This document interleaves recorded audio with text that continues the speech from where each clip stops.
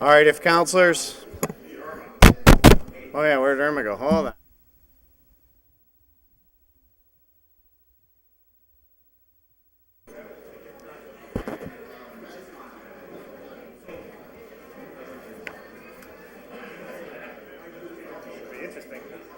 Well, the other night when I thought the mics were not working, they were working. I started the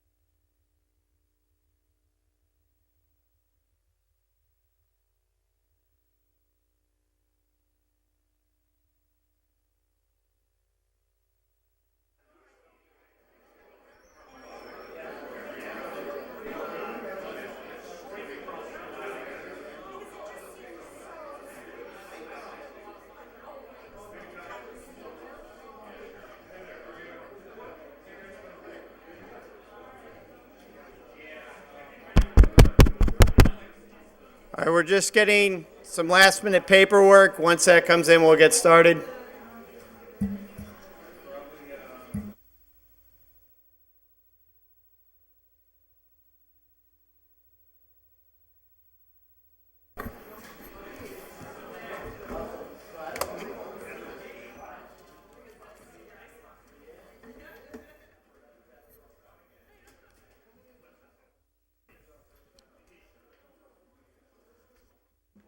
Just a reminder, committee reports.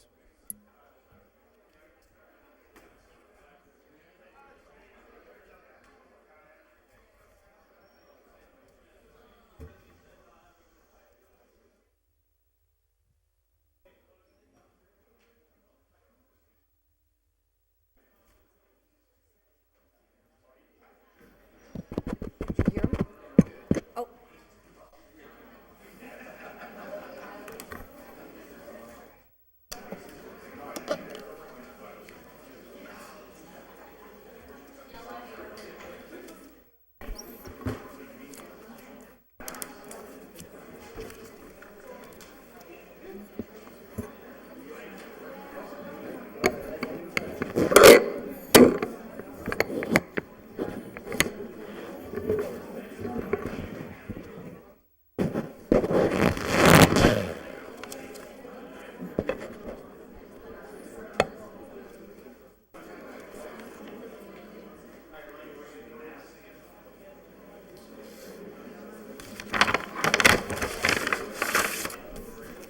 All right, let's take our seats.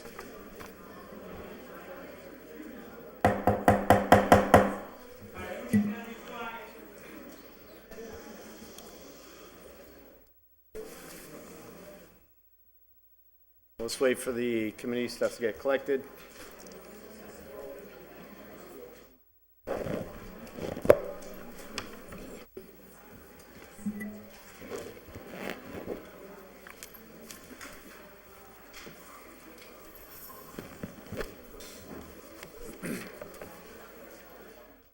Nelson, you Nelson? All right, we'll get started. We'll call to order the full city council for March 6, 2018. The clerk will call the roll, record who is here and who is absent. Thank you. Anderson Burgos, Here.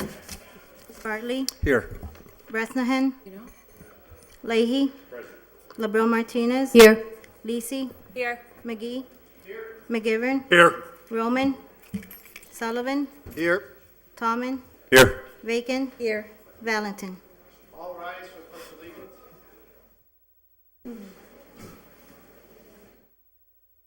allegiance. Allegiance to the flag of the United States of America and to the republic for which it stands, one nation, under God, indivisible, with liberty and justice for all. God bless America. And the city council. Before we get started, I'd like to call in a special guest. We had some orders filed for proclamations.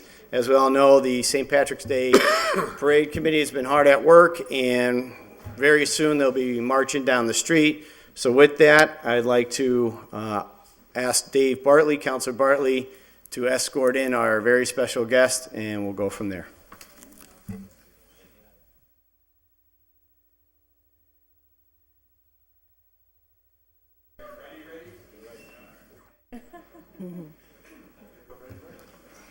Rebecca, we're going to have the bagpipe folks in front of us, just FYI.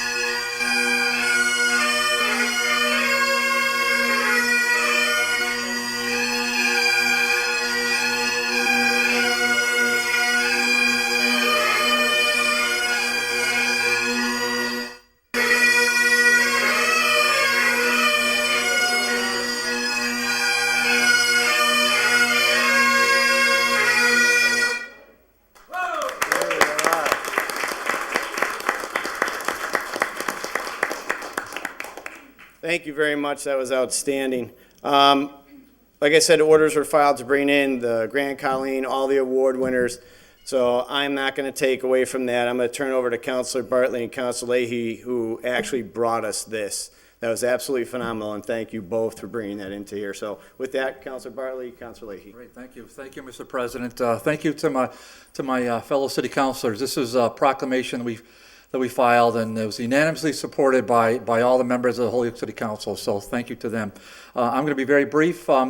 This is an honor that we've had the parade committee here for the fourth year in the City Council, and we thought it was, when we started this, it just made a lot of sense that the parade committee honors us every year, year after year, all the work that's gone in. Jimmy's talked about it constantly, the economic development that happens here.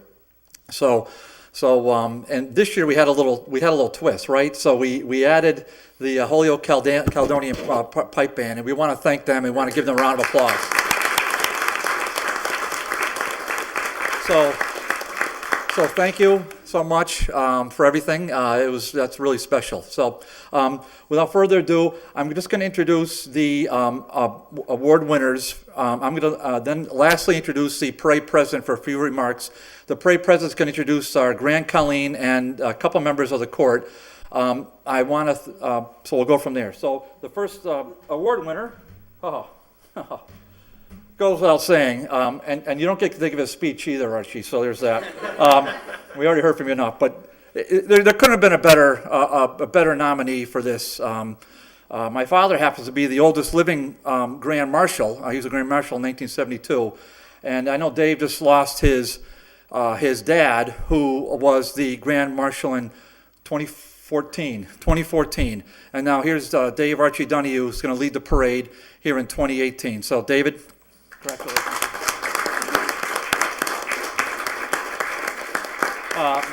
My good friend, the president for life of the Ancient Order of Hibernians, he just donated another flag that we're going to present to the Mayor of Holyoke, a flag of Ireland that the mayors, I know, will proudly display in front of Holyoke City Hall. So my good friend, Paul Hogan.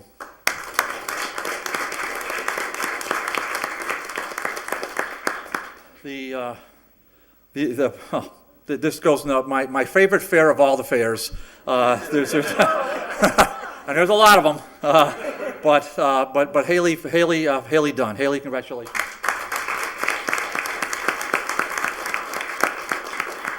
And then one of the guys just likes to stay behind the scenes. Always used to drive a pickup truck. Always did everything that everybody asked of. Didn't want any praise or proclamations, but now he's going to get it all. So Billy Quesnell.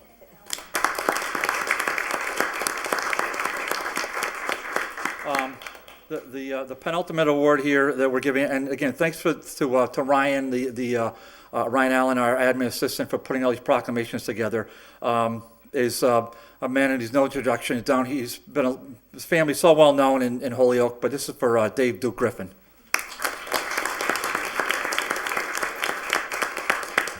And so the last one, I don't have my glasses, so I'm not even going to bother trying to fake reading this.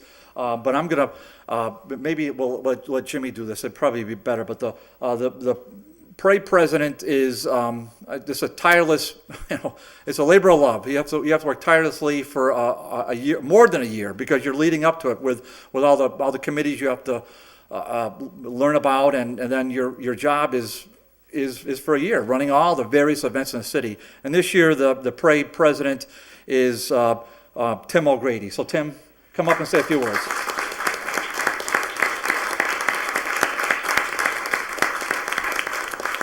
I'd like to thank the Holyoke City Council for inviting us. This is a tremendous opportunity for the parade.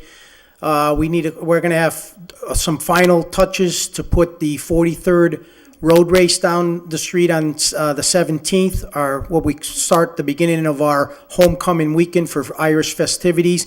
And then our 67th parade here in Holyoke will happen on March 18th.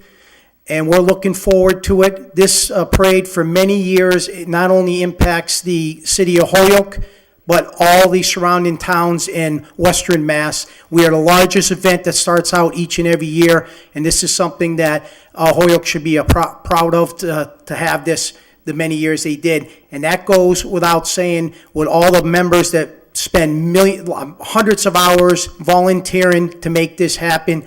And I'm very proud to be their president of such a tremendous group of individuals that really care about their community, their families, their heritage, and their faith, and their city. Thank you.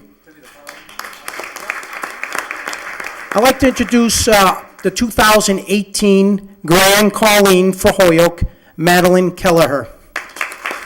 I'm going to have her come up and introduce her two court members. Hello, everyone. So unfortunately, not all the members of the court could be here tonight because they go to school kind of far away. But with me tonight is Bridget Higgins and Cassidy Lawrence.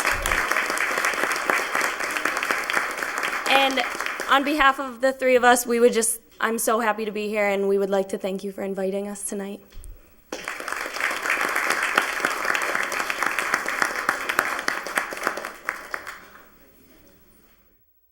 So with that, I'll turn it back over to our guests.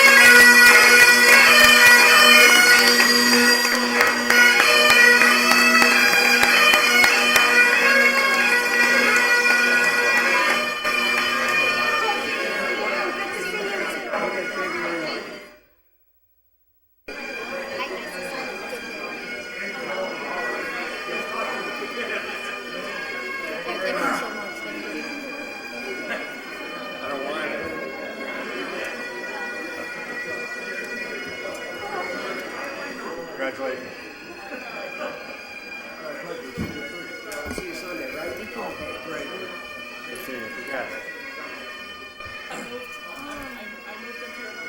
Nice to see somebody down at City Hall. Mine. It's a first. Must be a theme this year.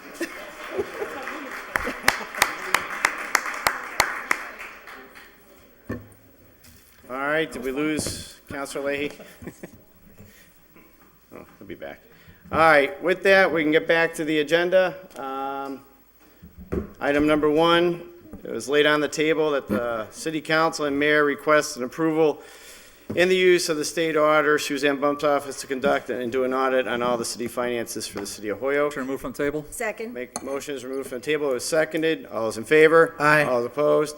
I'll give a little update. I did speak with several times Bill Keith from the state auditor's office, and he informed me that he has been in touch with the inspector general, has been chatting with Department of Revenue, and has been looking into all the stuff that we've asked of them.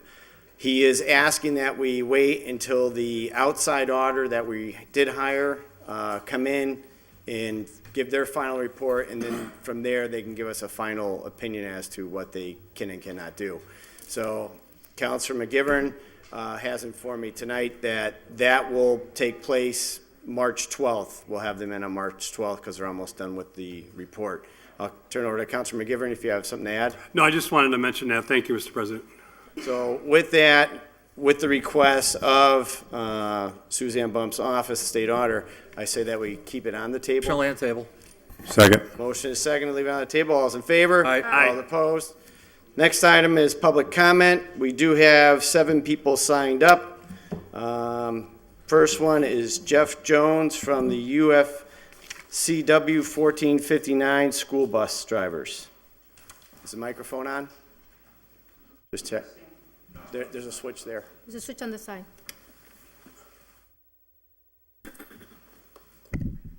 How about now? Perfect. Please state your name and address because you don't have your address on the sheet, please. My name is Jeff Jones. I live in the city of Northampton. Motion to allow out-of-town folks to speak during public comment. Motion to Second. allow out of town. Seconded. All those in favor? Second. Aye. All those opposed? Thank you. 76 Woods Road, Northampton, Massachusetts. I'm a union representative for United Food and Commercial Workers Local 1459, based in Springfield, representing the 4 western counties of this state and southern Vermont. We represent about 800 school bus drivers altogether. I'm here tonight representing the workers, the mechanics, the dispatchers, the monitors, and the drivers, currently working for Durham School Services, which has a contract for Holyoke Public Schools. We're here tonight because our contract is expiring later on this year. and we learned only last Thursday, March 1st, that the rules had been changed, apparently behind closed doors, and that the full contract that's normally on the table was being chopped up, and that only 23 large buses were available for the public bid. And the rest of this would be done by a company using vans. Not buses, not minibuses, vans. So this completely caught us off guard. We were not at the bargaining table. Nobody told us about this. As far as I can understand, nobody from the public was at the bargaining table. No parents were at the bargaining table when this decision was made. We're looking to do three things. The past practice in the city of Holyoke has been that there's a public bid for school bus transportation. Whichever company wins that, we're able to secure a recognition agreement with that company and bargaining a contract accordingly. We're asking for the same thing to happen in this case. So we're asking for the union to be recognized. We're asking for the current collective bargaining agreement to be used as a template to secure a new contract. And should another vendor company secure the contract for the upcoming year, we're asking that our members have the right of first refusal to take part in those jobs. That's basically been the past practice. Part of the thing that we have heard, and I did send the counselors a letter. I'm not sure if the emails, I think on the council website, all the emails did not work. If anybody didn't get that letter, we can provide it. But part of the argument that we understand is there's no provision made for monitors, even though the school department has put out something that says, oh, yes, there's going to be monitors. There might even be 10 more jobs. But the difference is because you're using vans, you're not using buses. It doesn't qualify for prevailing wage. So some of these people are being asked, should they even be lucky enough to get a job, to have their pay cut in half. And the way we understand it, the company is Vanpool. They pay $12, $13 an hour, not the $25 or $17 or $18 that our minibus drivers and drivers make and our mechanics make. So you're asking people to take a huge hit. We understand the city of Holyoke has to save money, and in a meeting with the mayor yesterday. Jeff, just real briefly, and I'm sorry to interrupt you, but the rules state that there is a time limit. I You understand exceeded, that. I gave you an extra minute. If You the did? council wants to allow, we can allow him to speak Motion to longer. suspend. Suspend the rule to finish. Second. Go ahead, Jeff. All in favor, all opposed? All right. Thank you. I'm sorry I didn't pick that up. But No, sorry. basically, as I said at the pre-bid meeting last Thursday, you're basically trying to save money by going to a van system and putting our members on a chopping block. And I'm proud to represent these people. And these people are your residents of Holyoke. They're taxpayers of Holyoke. Their families are in Holyoke. And I don't think anybody gave serious consideration to the fallout that would happen if you essentially laid off 140, 150 people by doing this. And I'll yield the rest of my time. Thank you. Thank you. Thank you. Next is Pat Beaudry, 69 Hillview Road. Pat Beaudry. Thank you, President McGee, and the rest of your membership. This is another important bus-related issue we want to speak to. So I'm going to read a letter that we're going to file with the clerk and have distributed to the rest of your membership. The Holyoke Bicycle and Pedestrian Committee is writing this letter to urge you to pass a resolution directed to the Governor and Secretary Pollock to restore Pioneer Valley Transit Authority funding. The cuts to weekend, evening, and holiday service, in addition to the fare increase, are going to have a significantly negative impact on the walkability of our city. Furthermore, these cuts will undermine revitalization efforts directed at our downtown and will present real hardships to those who depend on the PVTA to get to their jobs. When the Regional Transit Authority got forward funding, there was an agreement that the RTAs would receive regular increases in state operating assistance. Despite that agreement, funding actually declined in FY17 and has been level funded through FY19. At the same time, that funding has been reduced, costs continue to rise, labor, insurance, and fuel to name a few. As a result, the PVTA is projecting a $3.1 million operating deficit for FY19 and must cut service and/or raise fares to pass a balanced budget. The committee is dedicated to promoting biking and walking in Holyoke. A pedestrian-friendly community with a vibrant, people-friendly downtown depends on transit service. Holyoke was developed during the streetcar era, with relatively dense mid-rise residential and commercial developments. As a result of that history, downtown can only function when it's well-served by transit. A walkable Holyoke must be a transit-rich Holyoke. Cutting transit service and increasing fares will not only hurt walkability, but it will be disastrous for Holyoke residents who depend on the PVTA service to get to work. In addition to work, many residents depend on transit to get to school, the senior center, or shopping. Many Holyokeers have no option other than the PVTA. And for those who work in evenings, on weekends, or on holidays, these cuts could cost them their jobs. Many of these riders are already economically distressed and hanging on by a thread. Charging them more for their service could result in skipped doctor's visits, late utility bills, and missed meals. We urge you to pass a resolution telling Governor Baker and Secretary Pollack to fully fund RTAs, just as the MBTA is fully funded. Cutting funding will hurt walkability, urban revitalization, well-being of some of our most vulnerable residents. Thank you. Thank you.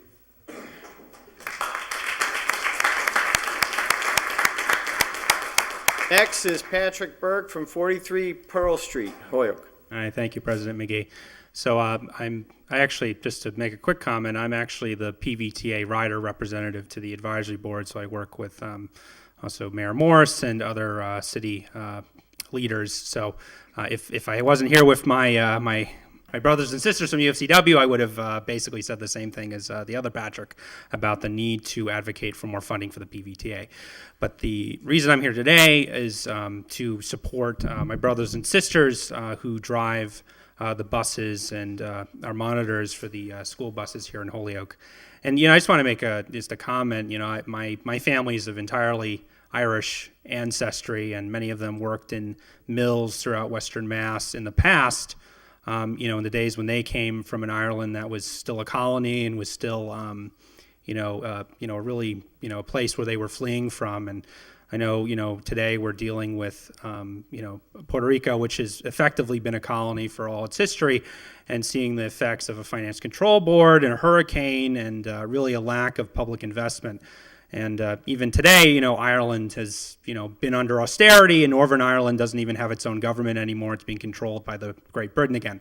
I only say this little political aside to just make a point that in a lot of ways Holyoke is kind of like a little Ireland and a little Puerto Rico that's under a lot of pressure. And really, I think the people in this room are trying to stand up for some really basic, human dignity, supporting students, student safety, and really, standing up to have a voice in these decisions. Because I was an opponent of the receivership. The more people I talk to, I know that it's not all, bright. It's not all good news coming from there. But I think that, if the city council has to do anything in its power to make sure that we get complete transparency about how this decision was made, that we make sure that that van pool is held to the same standards that every other contractor has been, that we shouldn't try to save money by basically cutting people's salaries in half, risking student safety, going with a company that essentially gets around a number of laws in other states, because most states aren't, actually, school districts can't even use vans for transport, but contractors can. And these are, used vans that they're using. They don't have the same record that many of the other contractors do, and they're not union. So even every contractor that we represent, we have language in our contracts for a health and safety committee. Workers have a voice ensuring that they can advocate for their students. And what we're essentially saying, what the receiver and the school department are essentially saying is, let's get rid of that voice. Let's just trust a company that really, doesn't take the voices of the people seriously. So again, anything that the council can do to shine a light on this and to advocate for these workers and their families, that's why we're here. All right, thank you. Next is Yvette Cologne, 36 Claremont Ave, Holyoke.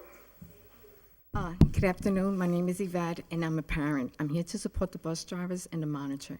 The reason why I'm here, I wasn't informed about this because my son, he's in the spectrum. Okay, what's gonna happen if he has a meltdown? Okay, he has sensory issues, okay, and he's not able to, to ride the bus by himself. So you're gonna hire other company that you could, hire from the street when he already is used to the bus monitor. He has a meltdown. Who's gonna help him in the bus? Who's gonna calm him down?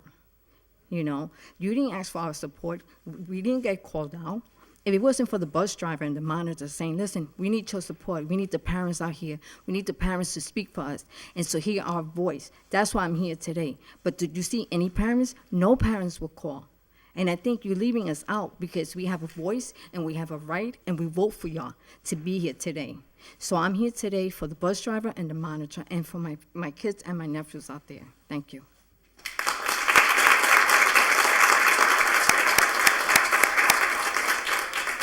Next is David Masaneri Perez from 98 St. Jerome Ave. Looks like a P. Am I close? You're close. All right. Hi, good evening. My name is David Perez. I've been a resident of Holyoke since 1972. I went to all the schools. I went to trade school. I graduated from high school. I'm a 31-year-old driver, bus driver. I used to be an instructor. I want to try and explain a little bit that I got written here for you guys. We are the voice of Holyoke in making decisions.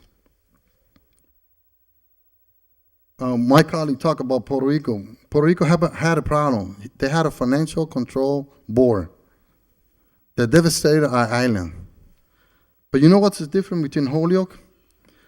Holyoke have councilors, city councilors like McGee, Barney, Booger, Leslie, Tallman, LeBron, Valentine, Brandenham, Lisi, Roman, Beacon, Sullivan, McGibbon. Leahy, too. That's why I hear it again. Councilors that listen, they care. They were elected by these people here. We will send letters, but this man, remember those people that are being elected. We have confidence. I have confidence. That's why I'm here. That's what I call all of you guys. Most of you guys. We have confidence that you guys are going to see the main problem of this administration called superintendent or receiver. He comes out of nowhere and told us that we're going to lose our jobs. Told us that there's going to be a change. But you know what? The next day, it was Friday. My tears started coming out because I'm one of the stewards. Some of the parents, they're single mothers and single fathers, single ladies raising their kids. They all get $12,000 a year, some of them. And they're still struggling. And here he comes. We're going to cut this. We got a new idea to save money. You know, everything comes for money. It's not the safety. They gave 5 points that I want to show you real quick right here. They gave 5 points. They want safety. What safety? Do they know anything about transportation? Do they know how a bus is built? Do they know the federal law regulation that does not allow vans on 25 states? We have vans. I've been working for 31 years. They want pull out because they didn't meet the standard of the Safety Commission in Washington. But here though, we get trainings as CDL's driver. This is everyday safety training. We know our buses from the tire, from the lug nuts, all the way to the top. We know the parents. You know why? Because we are the one who talk to the parents. And we know the kids. This new company, all they know how to save money. $80 a month? That's how much our kids in Holyoke deserve? You know how many Hispanic have and other people living in hotels? You want to have 160 more families out in the street living in hotels? I mean, we're struggling. We're struggling. They're not struggling. They got a good pay before they got here. They got house, they got transportation before they got here. You know, sometimes I say... David, just got to wrap it up a bit. Wrap it up real fast. You know what? My thing is, they always hear when election comes, let's make Holyoke. No, Holyoke is moving on. You know what I'm thinking? Let's make Holyoke better. Let's stop these decisions. Let's stop this epidemic of says money, money, money. Think about it. Thank you.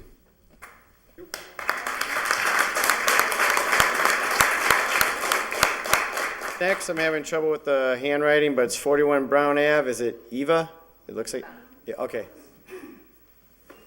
Hi, good afternoon. I am a bus monitor. I am a parent of a handicapped child. Hi. I am a bus monitor. I'm a mother from a handicapped child. And if you take away the monitors, there's going to be more accidents.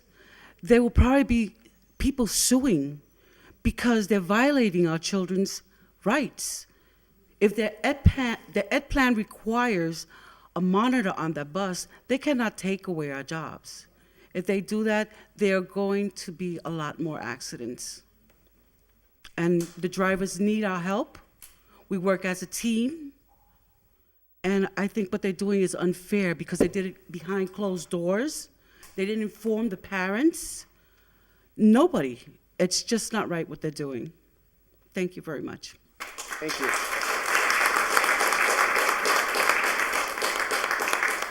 Finally, from 266 Essex Street, Kathy. Alarza. Thank you very much. Good evening. I've been driving since 1990. I've been driving in Holyoke since 1997. Some of these people here are less than a year. The majority of them have been here more than 20, 32 years. And now we're saying some of these people are CDL drivers, and you're saying, okay, let's take them and we're going to cut their pays. They didn't come to anyone and talk to us. They didn't come and say, well, you know, how is this thing running? We have students on our vehicles that cannot ride a van due to leg issues. They put them on minibuses for that reason. They had stairs, they had handles, they had monitors. Can't ride the vans. Now we're saying we're going to throw them back on the vans. We have kids on these buses that have anger issues, have huge issues, can't be sitting 2 to 3 in a seat, have to be in their own seat, their own space to breathe, their own space in case they have to have quiet time, whatever their thing says. And now we're putting them on a van and saying this is where they're going to do. I have been watching the van since I heard this last Thursday. The van pool buses do not have stop arms out. They do not have, not all of them have monitors.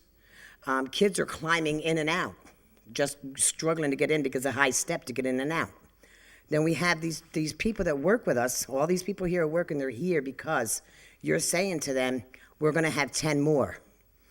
CDLs are going to go and cut down half price and go down to become 70 drivers. No, they're going to go start looking other places. They're going to want to get, because these people here are working to make money, to feed their children, to feed their homes. And now we're saying, we don't really care what you say. They was brought up in the meeting last week that by one of the other competitors coming, trying to bid in, that it's more safe for them to be in a minibus in an accident than a van. And it was told by someone there, it's about the cost. It shouldn't be about the cost. It should be about the safety of the passengers in your vehicle. If you remember the accident that happened over there on Lincoln, the large bus, the dump truck, no one was killed. There was bumps and bruises, but no one was seriously injured. That's because they were in a sturdy vehicle. If they had been in one of those vans, who knows what would have happened. So we're asking you to reconsider and try to help us get them to be having children more safe vehicles. Thank you.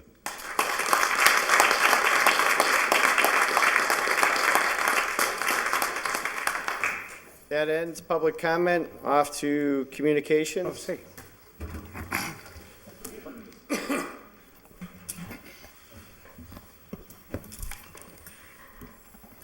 Chair, do you have a right to say anything on that, or on our speaking moment, or? Well, the issue is when public comment occurs, Counselor, our rules say that we can't make comments back unless it's we're trying to clarify something.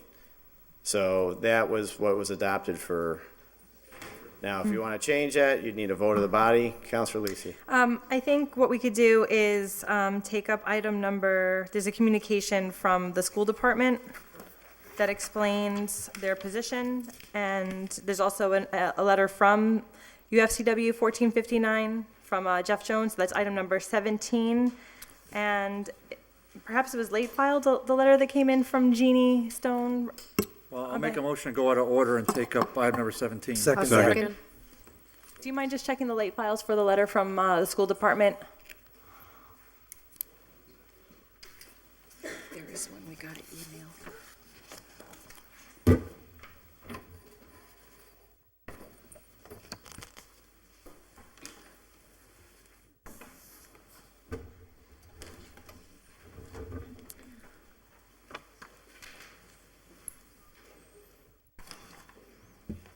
All right, so item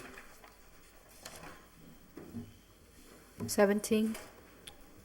Item 17, motion is to proceed out of order to go to item 17. It was seconded. All those in favor? Aye. All those opposed? This is a communication from Jeff Jones from UFCW Local 1459, which is a letter we all received regarding the buses that everyone just spoke about. With that, there can be a motion to receive and refer to a committee, or just receive, and then we can open up for comment. Motion to receive and refer to public safety. Motion is to receive to public safety. It was seconded. Under discussion, Councilor LeBron Martinez. Yes. So, as we heard here today, for those who know, today I work at Career Point during the day as a career counselor. We held one of the biggest job fairs that you probably ever seen. Over 800 people came through the doors looking for work. When I heard this last week about what was going on, of course, we now have more information about what's driven the decision. But I want to also let us look at this deeper, where we're going to have an opportunity to hear both sides of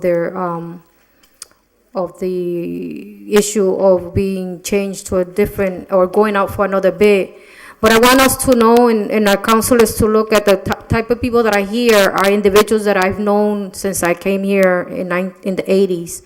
And as they mentioned, some of them working for 30 years, and I know many of them may be single household who made it to where they're at today.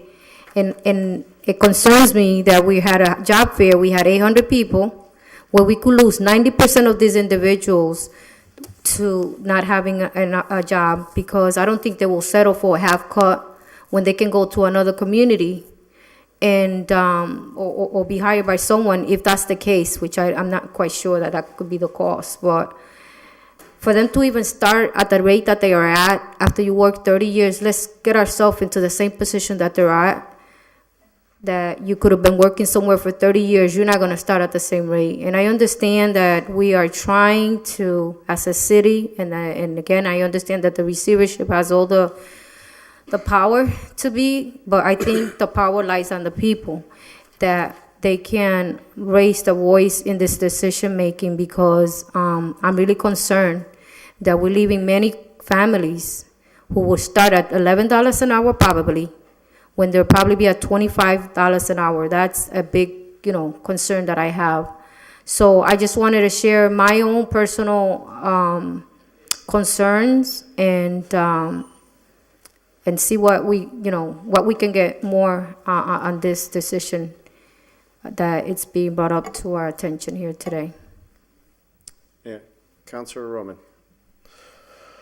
Yes, thank you. And I just wanted to kind of start by saying that, I applaud my colleagues' comments, and I hope that this communication and any others go to the joint committee of the City Council and School Committee, so there's further discussion. I've had just issues this year, and I've expressed those with Dr. Reich, and I thank my constituents who reached out to me right away, and everyone who's been tagging me on Facebook and sending me messages. And Friday at 9 o'clock at night, I got the response from the receiver, because a lot of you all reached out to me, and I thank you for that, and that's the way government's supposed to work. I question procedure, as always, Mr. President, and I think that in this body, in this chamber, I really applaud I believe there was 2 council members at one point that represented this body as part of the transportation planning But I just think, including when it goes to the decisions of getting rid of Dean Tech and just doing Holyoke High North and South, or this instance for matter, this matter for instance, and I was only late because I was just picking up. I come from a one-car family. My mother works at Morgan at the Connections program, so I was down there picking her up. I see the pan pools, I see the mini buses, and I always stand with our union members and our working class members of our community who really need these jobs at this level and rate. And so what I've implored the receiver to do is really work with the unions, ensure that they're getting the same rate of pay, or is there any cost-cutting measures that you all can provide currently in the minivan bus routes?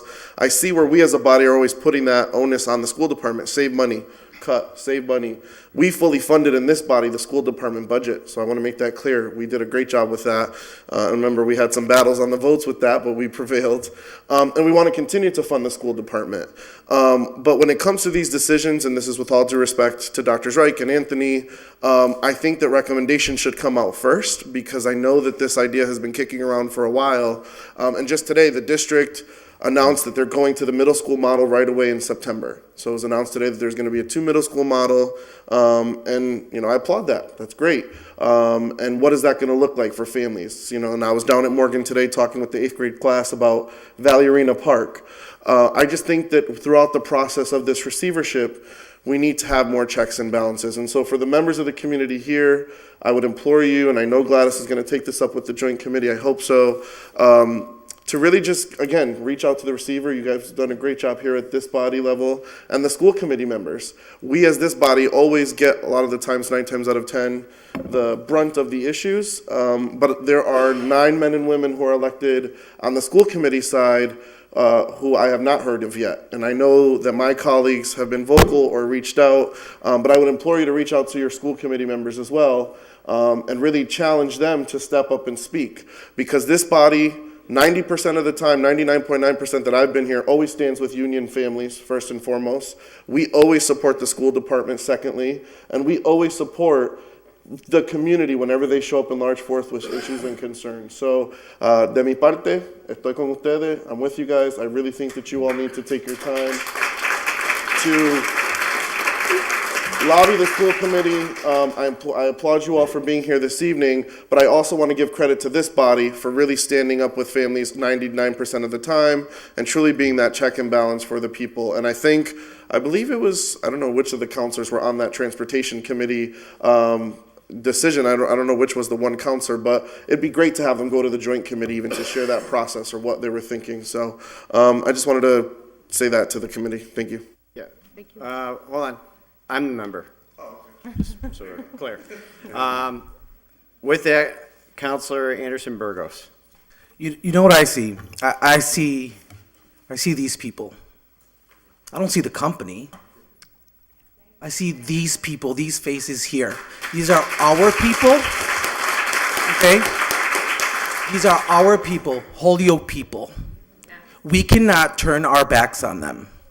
And I will do whatever it takes. Because first of all, we got punched in the gut when receivership came into our city. And now here's another one, another slap, not only in our faces, all of these faces out here, and those children who depend on these people. We cannot allow this. I will not allow this. I will do whatever it takes. That's all I have to say.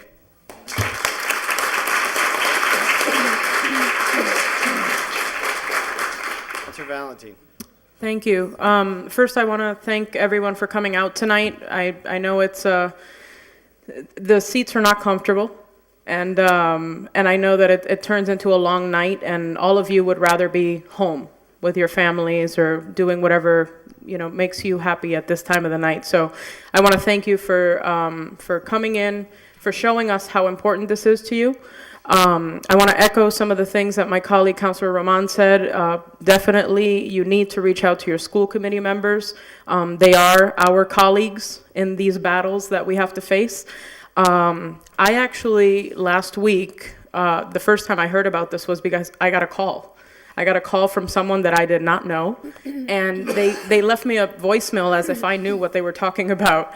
And when I called the person back, that's when they explained what was going on. And then the calls kept going from there. So I do want to thank you all for taking the time to communicate with us, but also a reminder that we are one body. The superintendent or the receiver is someone else. The school committee is someone else. So, you know, I heard throughout some of the public comment a message that kind of gave a message of, you know, this was our decision, and I just want to be really clear on the record that none of these people that you see here had anything to do with that decision. So I just wanted to really say that because through some of the public comment, that was kind of the message that I was picking up, so I just wanted to be clear with that.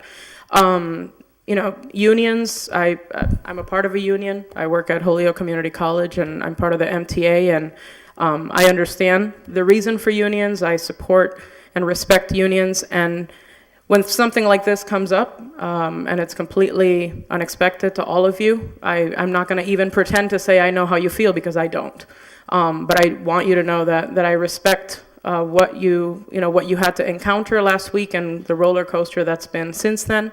I will commit to doing my part of communicating with Dr. Zreich and seeing, you know, what is kind of the whole story behind this. We do have his letter. We have the letter from Jeff. And obviously, you know, the two pieces are not necessarily matching. And so, you know, we can definitely do our part and our due diligence to find out where the facts are and where, you know, the decisions lie. So I do commit to that. And again, you know, I received phone calls from my own constituents who have children with disabilities, expressing their concern about this decision, and that is part of what I will be communicating to Dr. Zreich, because these are people. These are people that shared their stories with me, and it is my responsibility to follow that and be that voice for folks. So thank you again for coming, and I will commit to doing, I'm not going to speak for the body, but I will commit to doing whatever I can to be part of the conversation. Thank you.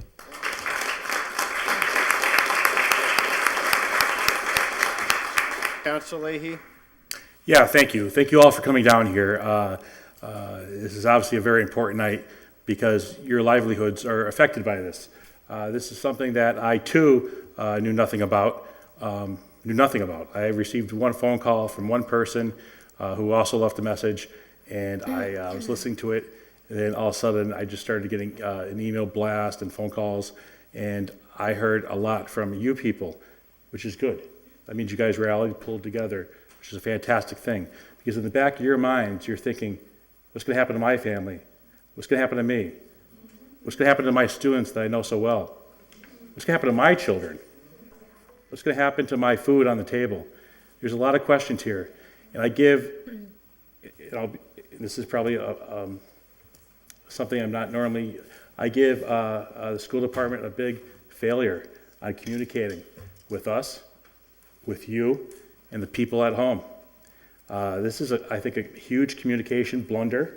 I think that, last week, just 2 weeks ago, we had Mr. Soto in here, and we gave a contract for the Cisco to have somebody oversee the Cisco contract for food service in the city of Holyoke.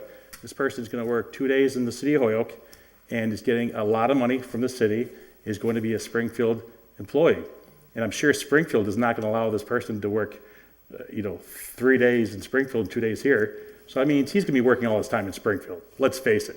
And I was the only counselor who voted against it. That's money leaving Holyoke, the Holyoke Public Schools, to Springfield. Okay? So we have this stuff going on here. Unfortunately, under receivership, we, as this body, a collective body, we don't have much to do. And unfortunately, the school committee doesn't either. However, we do listen, we do care, and hopefully we can be some sort of influence. Because like you, we all have families. We all can't go to bed every night going, do I have a job tomorrow? You guys should be thinking, what is my job going to be like tomorrow? How great is it? How many kids am I going to see? And I'm going to put smiles on their faces. That's what I'm concerned about. And like everybody else said too, I got your back.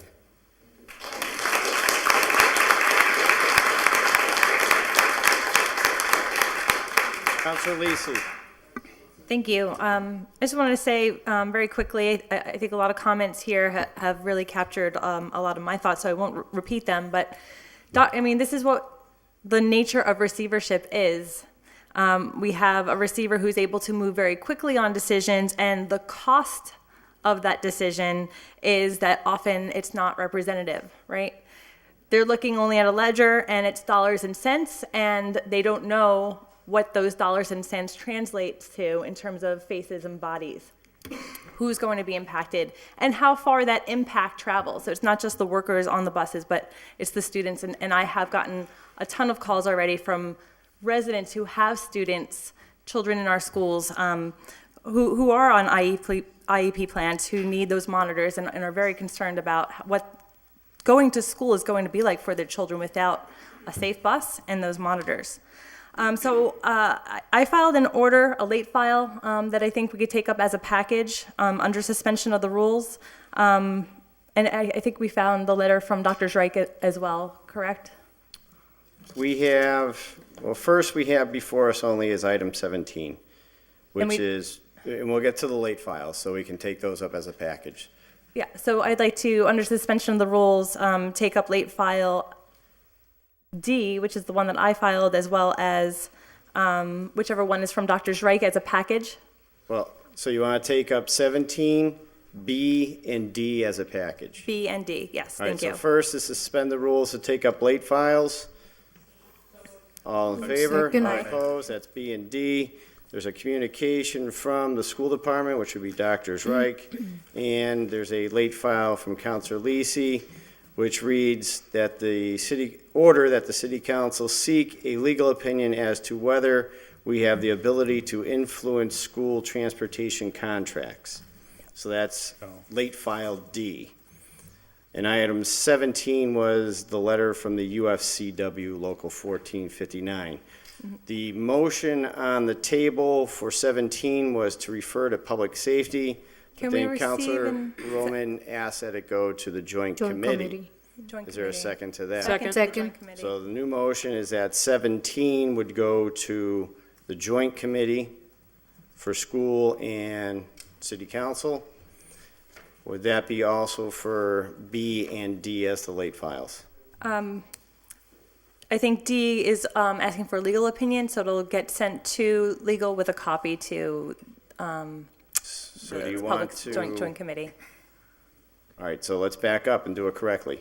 We can take 17 and B, send them to the joint committee. Yep. And then on D, it would be receive, adopt, then a copy to Yep. the joint committee. So let's go with 17 and late file B. The motion is to receive and send to the joint committee on school and city council.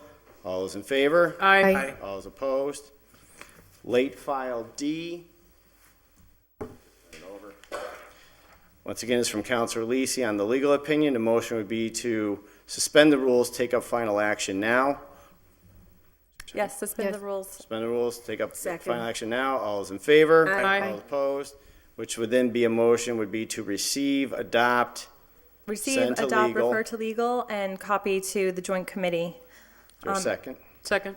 And just under discussion. Under discussion, Counselor Lisi. I think at the end of the day, the city council does not have any direct influence over the transportation decisions that the receiver and the school committee are making. However, we do approve the budget at the end of the year, and I think that we could, in a way, say that we are very interested in seeing the union come to the table and some sort of negotiations happen, because we do have final say over the total budget at the end of the day. So I think that there's a way that we can signal to the school committee and to the receiver that we would like to have this taken another look at. Anyone else under discussion? Just for folks that are here, you know, because everything happens really fast. So just so you all know, what we're trying to do is to have these discussions in two ways. One is, as Councilor Lisi just spoke about, you know, figure out from the law department kind of what power do we have, if any. But then the other part is having the bigger conversation, not here, but at a committee, which is our joint committee for the school committee and the city council, which Councilor Lebron Martinez chairs, and having that discussion then by then, hopefully we'll have more information from Dr. Reich. It'll give us an opportunity. So I just want you all to know that that's what we're looking at. We don't want you to think that we're just blowing you off tonight. That's just the procedure of how things kind of follow through. So I know it's hard to follow because it happens very fast. So just to let you all know, that's what we're looking at. Thank you. Anyone else? All right. Yeah. One, Todd? Counselor Tallman. Yeah, just briefly, I just wanted to state, thank you, David, for giving me a call and chatting with you about what's going on. And none of us knew what was happening until, last week. And you were really surprised and thrown off board and saying, I mean, you are families. You have families, you feed people, you got jobs. And when you said about the schools and the safety, and across the street from me, I have an individual who's disabled. And I see the buses and I see the monitor, while I'm up in that neighborhood. And all throughout the day, I see the hard work that you put in. And so several of your workers here, I know, from the past 20, 25 years, because I see them on the street, I see them working, I see them the concern that you have for your children. So I am definitely with you. I am a union worker myself, and I'm a proud union worker, and whatever I can do as an individual, as a city official, talk to Dr. Zreich and school committee members, I'm willing to do that. And as my colleague stated, things take time. It's going to take a little while to clear this all through, but I think we can put enough pressure on the school committee and on the receiver to let them know that, the people that you're really affecting are people that we represent and we care about. So I am definitely with you, and I wish you all the best.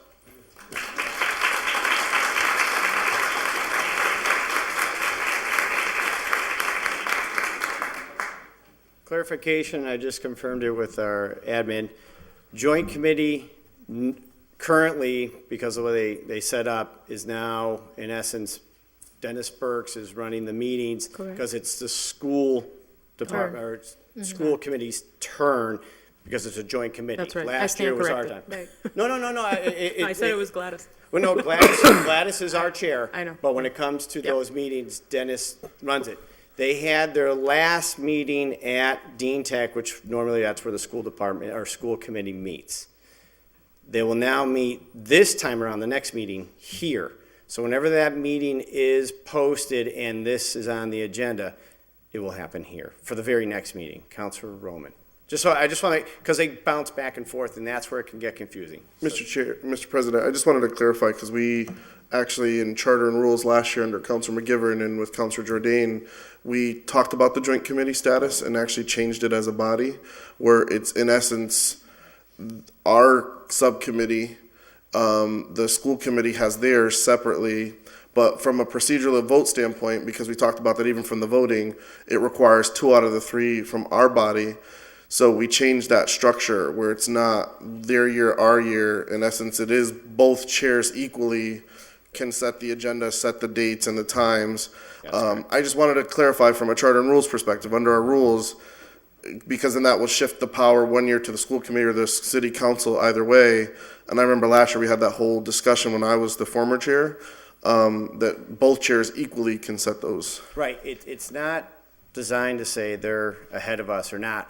It's more of what they're trying to do is set a schedule so that everyone can follow it correctly and members can get there. Instead of just doing 1 week notice, they're going to try and book ahead. However, they will bounce from here to there. That's my whole point. So I'm not saying Dennis is fully in charge. Our person is in charge. But I just want to let people know if they post a meeting, be very careful as to where they are going to meet that time. That's my whole point. So if they have it the very next meeting, it will be here. Councilor McGivern.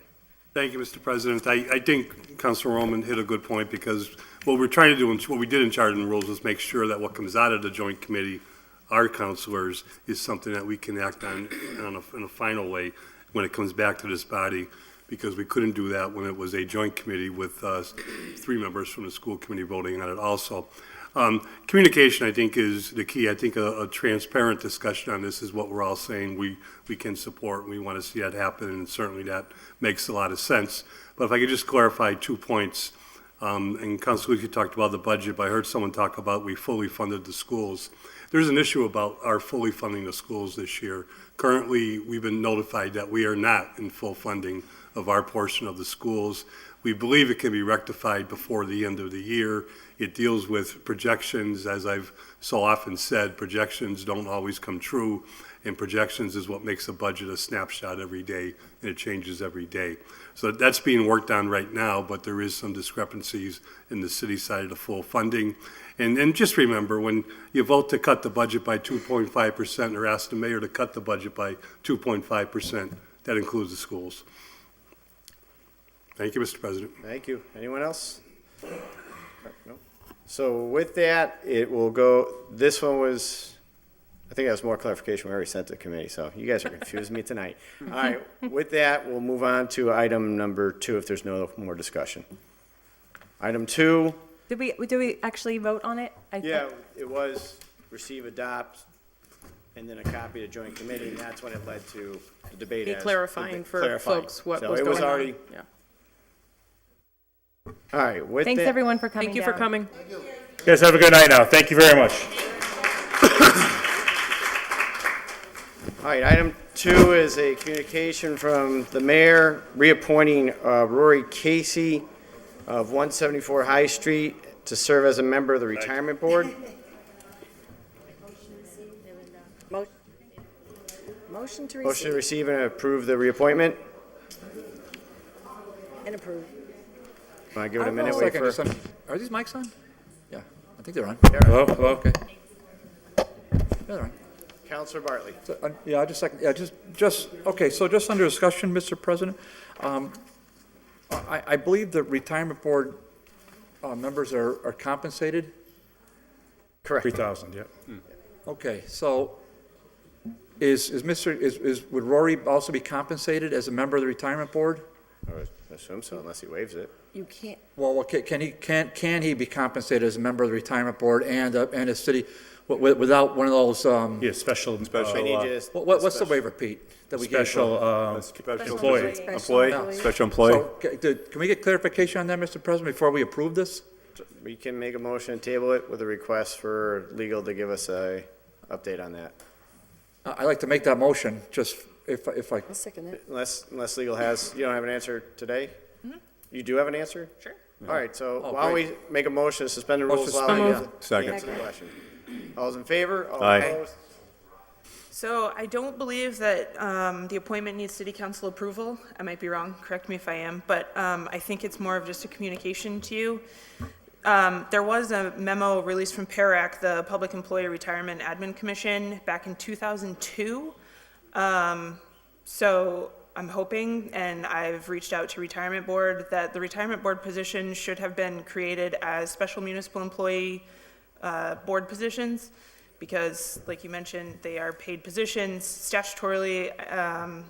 They are required to have a representative from our finance department, so automatically it would be an issue, which is I think why they released this memo back in 2002, is because they noticed the conflict. So I've reached out to our retirement board to find out if that was done at the time that this came out. If it's not, then there will be a communication coming to hopefully right that, but it's been done this way for however many years. It's my understanding that Tony DeLude also sits on the retirement board, and he would also be getting paid. So right now, we have current members that are getting paid on the retirement board as employees, and this is just another appointment, so. Counselor Bartley?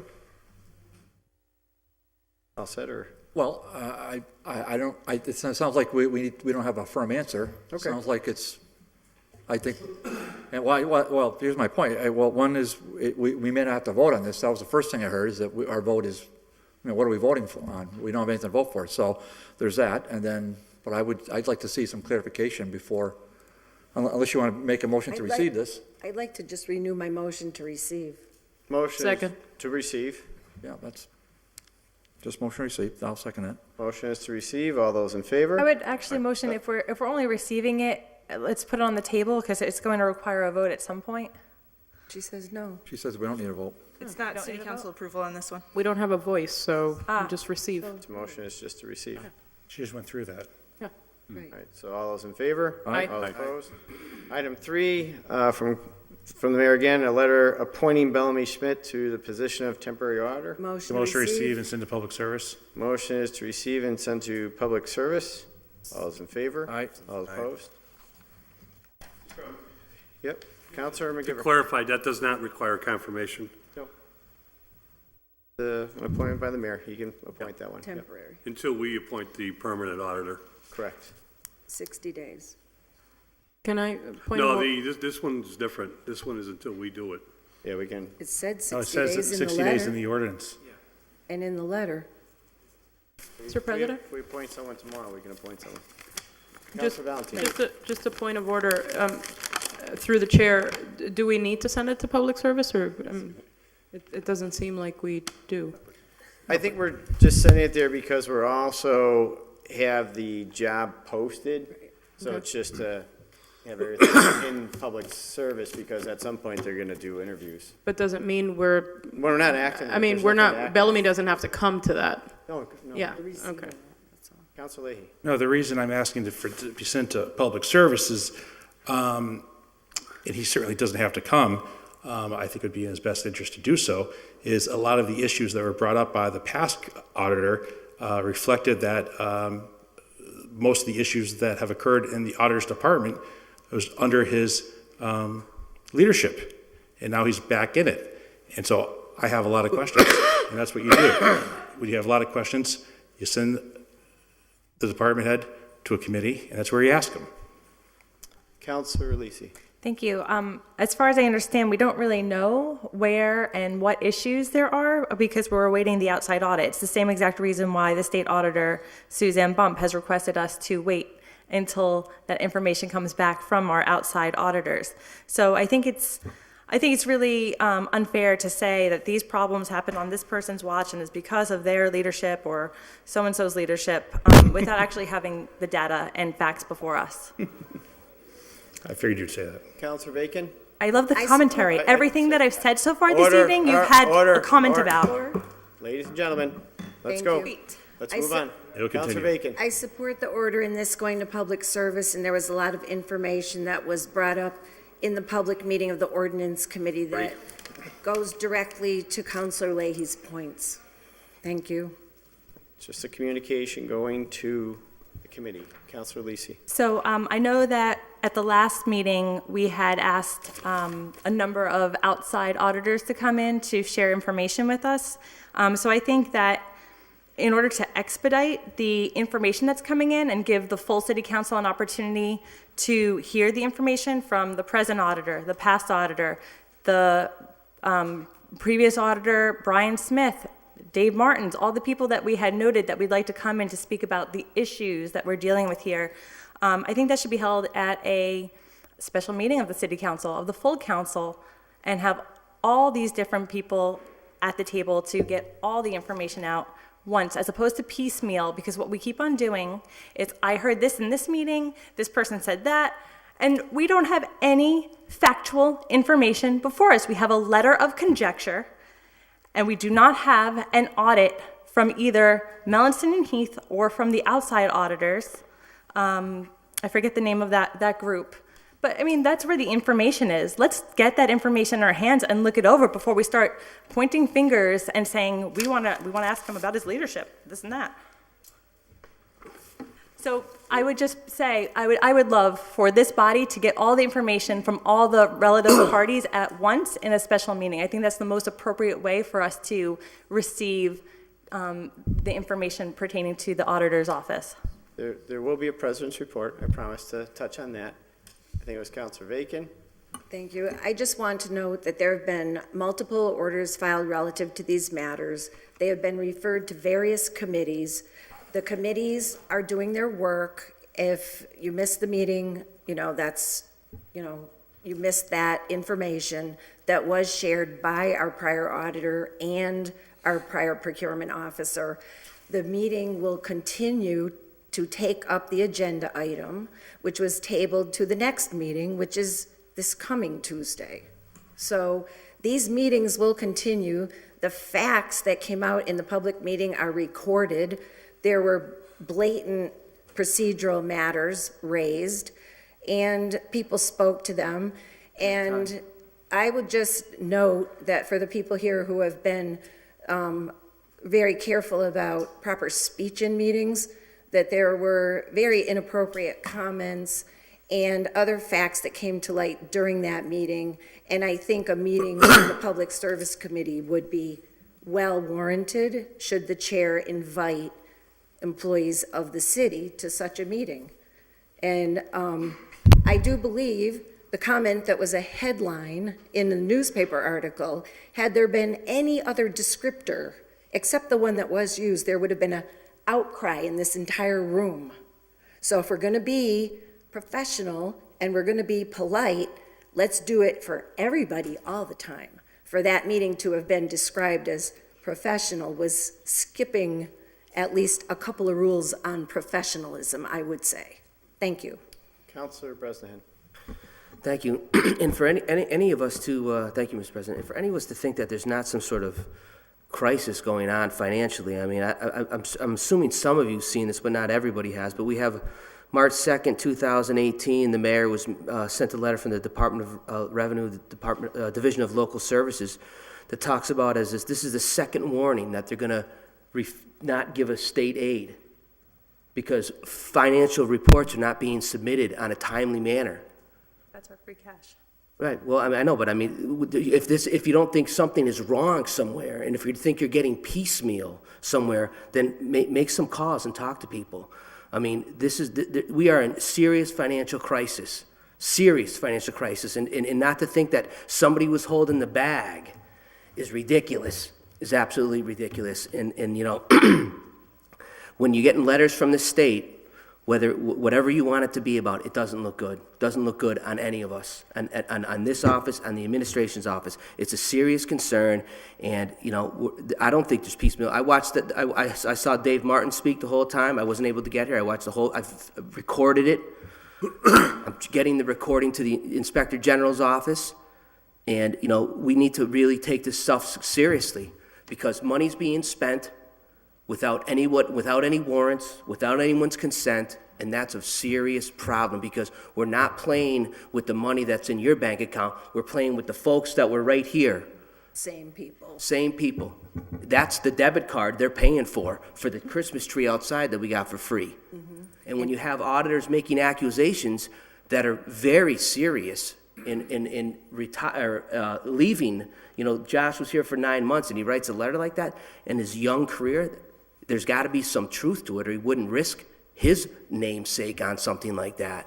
So, I mean, just to not think that, you know, to think everything's okay, I don't think it is. I think that, you know, we really got to look at the books and, you know, the budget, you know, I look forward to the budget because many of the people that talk about the 2.5%, they won't cut $50 out of a supply budget, but some counselors won't vote for any cuts at all on anything.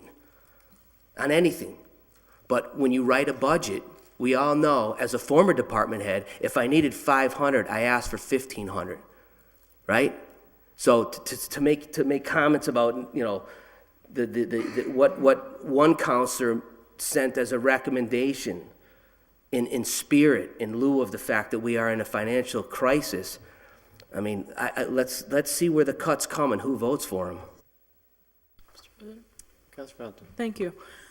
You know, I've been thinking a lot about all this, and you know, it's interesting that most of the information we've received when we hear about it for the first time, it's actually through Mike Plaisance and Mass Live. So I thank Mike for his reporting. And of course, we've all had conversations about, I can't believe we found out about this or about that in the press, right? I mean, we've had this conversation, and it goes around this topic as well.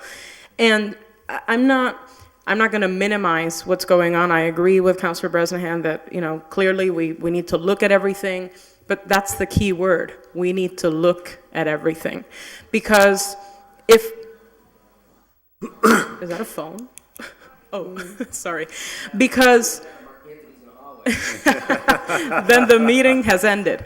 No, in all seriousness, that was our comic relief for a minute. In all seriousness, you know, the minute I read the letter that Josh wrote and I saw the things that he was including there, the first thing I thought was, if anything he was mentioning there was related to any of us, we would be the first one saying, well, wait a minute, we need to get all the information. What's going on? We're not going to go by what one side says, right? That's our reaction. We have to look at the facts, excuse me, look at the information that's being presented, look at all sides. And I think that's what we're talking about. So it's not out of the ordinary. I just think that we need to get out of this position that we are usually in these chambers of shooting from the hip and then falling on something because it was on Mass Live, it was on social media, it was, somebody said it there, a public comment, or one of us said it as if it was a fact.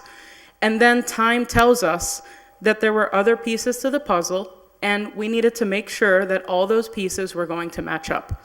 So that's what I would hope comes from this body in terms of these conversations. Of course, we don't want to be in a place where we find out that $9,997 were approved to somebody in Long Island. Of course, we don't want to find out that there's, things that we don't know about and we find out a year later. But I ask that we take the time and we look at all the pieces. And we don't come from a point that is defensive, where it's like, oh, that has to be true because, of course, it's in a letter. Well, how many people write resignation letters with things on it that turn out not to be completely accurate? And I'm not talking about Josh, I'm just saying in general. So I say we do our due diligence, we look at the information, and then at the end of the story, if that chapter is one that we said, wow, that was a real screw up, I will be the first to say, wow, that was a real screw up. But we're getting to that final piece without getting through the process, and I think that's problematic. Councilor McGivern. Thank you, Mr. President. Listening to what everybody's saying, I just want to note that there's a late filed order filed by myself. We have a verbal confirmation that the outside auditor is Clifton, Lawson, and Allen is ready to make a presentation. We have two orders in the Finance Committee which are already on a draft agenda for this.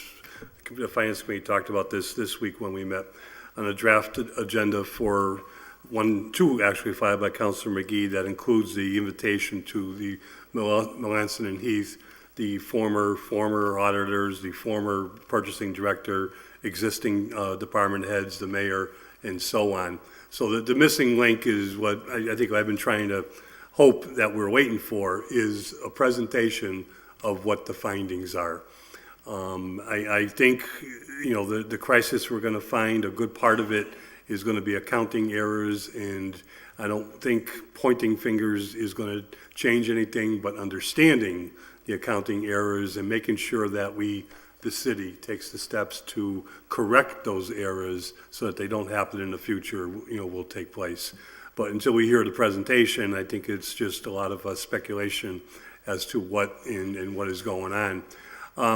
There's a timing thing here too, because as we all know, this is just the first step to identify what we need to do to balance the budget, which is how much of free cash when it's certified.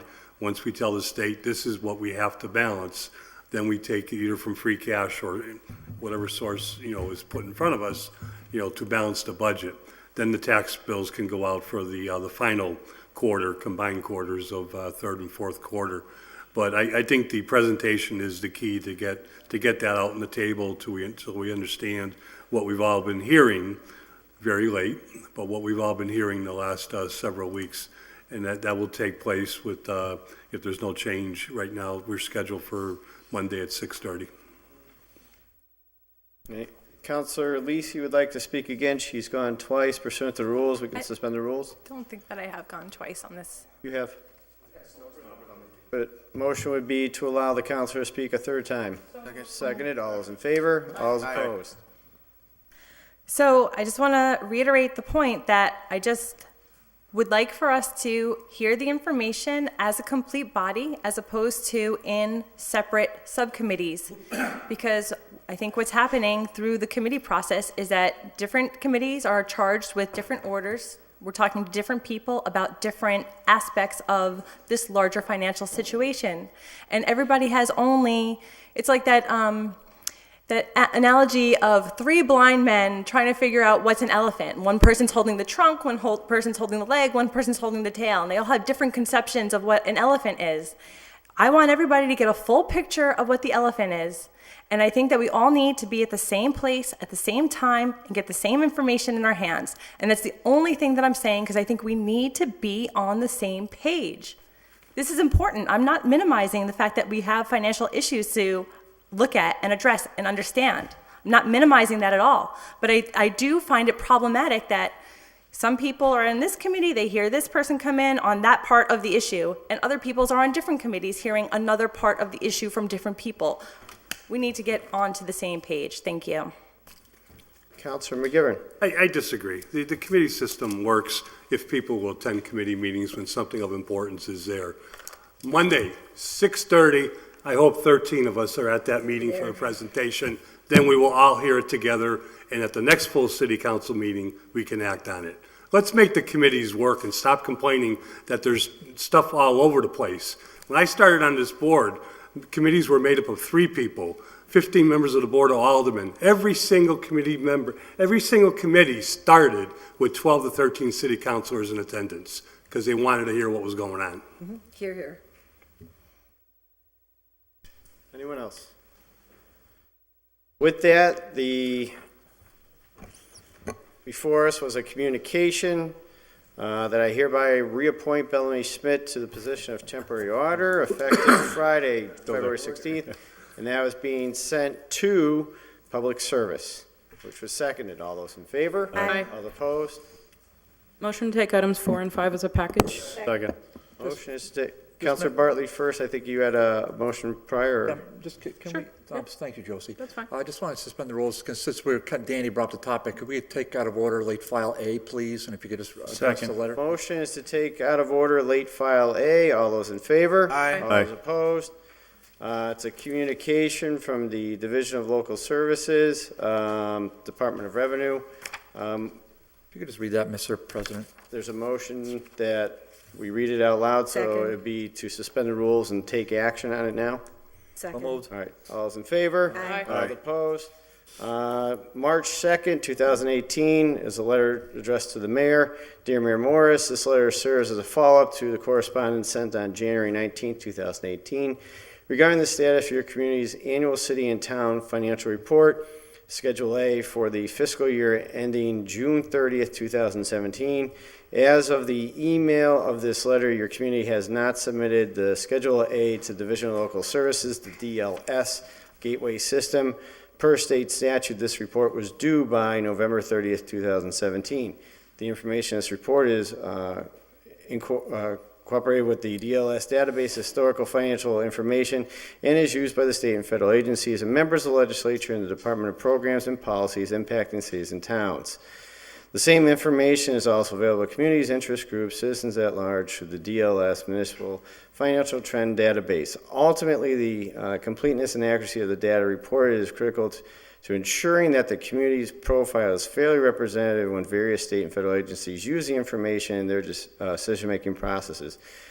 We must advise the Municipal Modernization Act C-218 of the Acts of 2016 authorizes the Commissioner of Revenue to delay current fiscal year state aid payments as well as future fiscal year payments for any community not filing its report timely. Therefore, any communication not filed it's not filing its fiscal year 2017 report by March 23rd, 2018 will 1. Fiscal year monthly state aid will be withheld beginning March 2018, and if not filed by August 24th, 2018, withheld fiscal year 2008 state aid will be forfeited. And fiscal year 2019 monthly state aid will be withheld beginning July 2018 and will continue to be withheld monthly until the report is filed. Signed, Sean. Make motion to receive for a copy to Committee on Finance. Motion to receive, refer to Finance. All those in favor? Aye. Opposed? All right.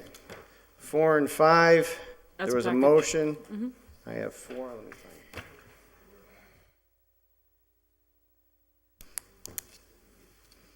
It's a reappointment of Francis Wilson of 1420 Northampton Street and a reappointment of Haley Dunn of 1099 Northampton Street. Motion to approve the reappointments? Second. To reapprove the appointments. All those in favor? Approve the reappointments. Oh my goodness, I'm done. That was seconded. All those in favor? Aye. All those opposed? 4 and 5. Item number 6 is from the mayor, letter regarding the proposal of the former Lynch School. Sent to DGNR? Second. Motion is sent to DGNR. All those in favor? Aye. All those Aye. opposed? Number 7 is from the legal department regarding the executive session attendance. Motion is to receive. Receive. To receive. Motion is to receive. All those in favor? Aye. All Aye. opposed?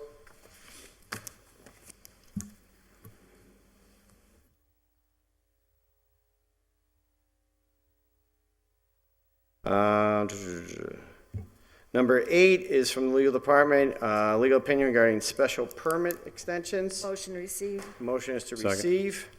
All those in favor? Aye. All opposed? Does that need to go to DGR, Counselor Bartley? Because it's regarding special permits? I mean, You could send a copy. Well, if you want a copy. send a copy to DGR? Send a copy Or- to It was to DGNR just seek jurisdiction. Okay. Clarification. and send a copy to DGNR. All those in favor? Aye. All Aye. opposed? Number 9 from the assistant clerk, minutes of the February 20th, 2018 meeting. Receive and approve? I have a question under that. Motion is receive and approve. Counselor Leahy has a question. Let me just take a look here. So, 20, which meeting was it? It was the 20th. February 20th. 20th. Yeah, so I filed an order, and it was co-sponsored by several other people regarding looking for the last 12 months of the debit card. And I spoke via email tonight with Rory, and he said that they never received that order. I double-checked with Brenna. Brenna's who's home on maternity leave through email, and she said it did get sent to the mayor's office. In fact, it got sent back to her clerk's office without a signature. So I'm not sure if there's a lack of communication or what's going on, but how do we proceed from that, Mr. President? I think it's statutory if the mayor doesn't sign off on it. It's like 30 days and we just receive it after that. So in essence, I mean, if it's, the question would be, is it public document? If it's anything to do with finances for the city of Holyoke, it's a debit card, it's a city debit card, it should be public document. So really, it was a late file, I do believe. It was. At the last meeting. It was a late file At the last week. meeting. Yeah, and received, we suspended the rules, received, adopted, and sent it to, The mayor's office. so we can follow up, maybe, I'll give it the benefit of the doubt, maybe it was caught in paper clips, and that's why. I mean, we can always send it back and ask. Okay. So if Ryan, you if you like could send that back, or, Mr. President. All right, so there was a late file from Counselor Leahy and others that the mayor's office provide 12 months, was it, Counselor Leahy? yes, yeah. Of the statements for the debit cards for the city of Holyoke. Counselor Vivian. Thank you, Mr. President. I think we may have a technical issue going on here with that order, because the order requested the statements and records on credit cards, and the city does not have any credit cards. The city has 2 debit cards. No, we amended it. That was the order I think we amended 4 different times of And we adding added debit debit- cards, and we added all the departments, and we added Okay. 3 different things to make sure we covered Everything? Okay, now that you're refreshing my memory. And I also want to let the body know that a request for the same information has gone out from me as the Chair of Ordinance under the order filed in December by Counselor Lopez that asked for the same things in December. So whoever gives it to us, we're happy to receive it from anybody who's watching. I hear we usually have quite an audience. Thank you. Yeah, we can send it out to all departments, because that's what it was for, in order to have someone send it to us. So the motion with President, regards to the minutes of meetings, Council Bartley. Yeah, so we have here on the, if you look Yeah, I at the think it last was two like a pages week. of your agenda, you're going to see the late file orders, your last two pages. Yes. That's why we passed that. So it's all here in writing, so we don't have to go on memory. So it says credit debit card, then the clerk, which was very helpful, says in bold ink, what happened, how it was disposed of. Yeah, return without signature. Return without a signature. That's why we did that, ladies and gentlemen. Good move. After a lot of debate, We have to exciting get debate, used to wasn't it. it? But here it is, in writing. So we have it now. That was a good order. Ta-da. That's it. All right, so send it back into all departments requesting it. All right, so with regards to the minutes of the meeting for February 20th, there was a motion to receive. Counselor McGivern. President, we received a copy electronically of these minutes just yesterday. I would ask that we lay this on the table so we can read them. Motion is to lay it on the table. Before Counselor we Bacon, second before that, there's a second. Yeah. Can I just note that in the minutes, there needs to be a correction because under the order debating a finance matter, I was referred to as the chair of finance. And so we can fix that one before we table it and read it. Yes, I did.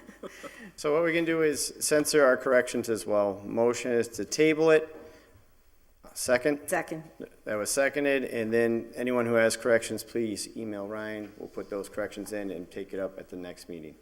All those in favor? Aye. Aye. All opposed?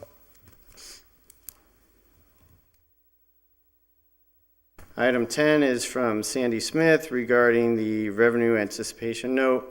I do believe everyone have a copy of this. Everyone? Receiving a copy to finance just for Second. Motion is Safekeeping. receive, refer to finance. All those in favor? Aye. Opposed? Number 11 from Acting Auditor Bellamy Schmidt, the monthly budget report for November 2017. Receive and send to finance. Finance. Motion is receive and send to finance. All those in favor? Aye. All opposed? Number 12 is from the Chief Procurement Officer regarding the audit, so this would be Finance. from Lori Blanchard. This is the inquiry from Ryan Allen dated February 27th. Audit covers the current organizational structure, procedures. This would go to Can you, Finance? can you read a So little I bit more am of that? I haven't responding to seen the email inquiry from Ryan Allen dated February 27, 2018. For your information, attached are results from the purchasing audit that was commissioned late 2016, 2017. The audit covers the current organization structure, policies, and procedures for the purchasing office. Page 9 addresses the information that was requested by Ryan's email inquiry. Please let me know if you have any additional information. Can we all get a copy of that? Is that in PDF format? Well, why don't we all just scan it, send it out. So motion would be receive, refer to finance, or it's an I said audit, so. finance. Copy to Finance and copy to An finance. ordinance- An and copy ordinance, to- please? Copy of ordinance and a copy to all the counselors. All those in favor? Aye. All opposed? 13 from the Chief Procurement Officer, proposal for 1575 Northampton Street, which is Lynch School. PDR. Motion is to send to DGNR. All those in There's under favor? discussion? Under discussion, Counselor Bartley. I did make a request today. excuse me. I did make a request today, just for, gotta get you to turn your mic off, Joey. That'd be my only tip. I apologize, Councilor Bartley, but they gave me two mics tonight, so I just don't know what to do here. You know, Well, what do I know?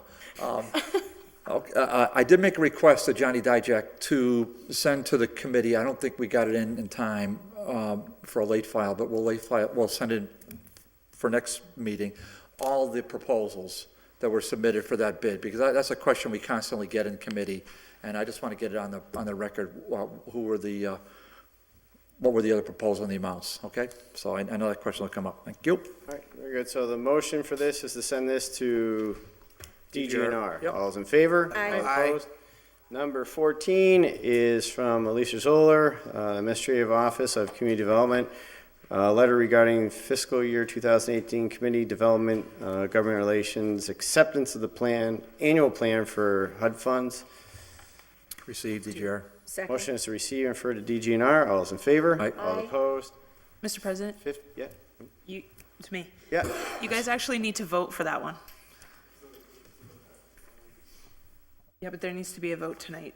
To accept. Oh, yeah, that does, yeah, receive we it? do need, Yeah, Never we're coming mind. out, yeah. she told us in committee we didn't have to vote for it. Yeah.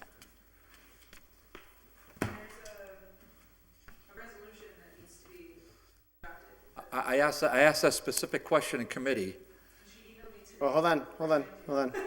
Okay. So, motion is to suspend the rules to allow legal to speak with regards to number So moved. 14. All those in favor? Aye. Opposed?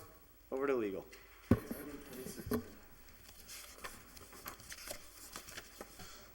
Mr. President, point of order. We have it in our jacket as 26A, so it's like a double. So this item, Alicia sent over to us, but actually, the DGNR work is 26A. I just signed off on it on the jacket, so we're gonna bring it up under committee reports, so we can take care of it then. Just, so I'll read the letter, just so we get on the record, and then Dave, you can comment. Attached are recommendations from the Office of Community Development. Please put this matter on the City Council agenda for March 6, 2018 meeting for the full council's recommendations. Bless you. Also, please attach and find the suggestions, resolutions that would authorize Hoyoke's application for and the acceptance of. So it appears, it just says put it on the agenda. I don't see it mandating that we need to vote right now. And I'll turn over to Councilor Bartley if you've heard something different, or... I asked that specific question in committee if we need to vote on the resolution, and she said the answer is no. So, I mean, if she wants us to vote on it, we'll vote on it, but we asked that very question. He wants to vote on the resolutions for the home funds, and she said negative. Now, there's a change, well, we can take a vote on it tonight just to be cautious. I don't see how it would hurt. Does the end of your letter say, please have city council adopt the resolution? Or do I have a different letter? But it says have the council adopt the resolution, but the prior sentence is to be on their meeting and recommendations. So does that mean send the committee and recommend the adoptions, or? I don't know. She sent me an email today to make sure you guys voted. I don't. Well, I'll make a motion that we adopt the resolution. But that's under 26A. So unless you want to hold that up till 26A. Why don't we take up 26A? We'll take it all up together. So moved. Motion is to proceed out of order and take up 26A as well. Okay, we can do that. 26A is at the Committee on Development of Governmental Relations, to whom was referred fiscal year 2018 Community Development Block Grant Allocation. Recommended that the full council adopt the recommendations of the Development Government Relationship Committee. Which then, if you take it with 14, if you're approving that, then you're voting for this, and So we have as a package now, we suspended the rules? so now we can Okay. take it up as a package. All right. So I'll make a motion to receive and adopt the committee report. Second. Well, first is to take up 14 and 26A as a package. Oh, sorry. All those in favor? Aye. Opposed? Now, the motion is that we approve and adopt the resolution. Approve and adopt the resolution, receive and adopt the committee report. Second. Second. Is there any discussion? Oh. Councilor Roman. Yeah, so I want to thank my colleagues in this process. I want to thank Councilor Valentine and Councilor Sullivan, who really made a strong effort to approve the CAC's recommendations, and I, applaud the CAC's work, and Councilor Sullivan and Valentine both teeing off, and our chairman this year. Again, this is my third DGNR process with the CBDG funding, and I actually wanted to give a shout out to Councilor McGivern, even though he wasn't there that night. I felt myself channeling Councilor McGivern that evening, voting to make cuts on every item or move stuff around and really have the spirit of the subcommittee. I really thought it was a good process, but I found myself asking myself, WWJD, what would Joe McGivern do? So it was a good evening, and I just want to thank him. Anyone else? They need a roll call for this? Yes. Yep. All right. Yes. Councilman Gibbon, you have a Mr. question? President, just a quick response. To my former members of DGR, I was watching you on TV, because Councilor Barry, if you think I'm coughing up a storm this evening, you should have heard me last Monday. But you did But I a fine did. job without me, believe me, and I think it's a tribute to the committee. Okay, so just the, well, under the committee report, so Nelson said it all, Joe kind of echoed it. Just want to thank Josie and Mike for their work on the Citizens Advisory Committee.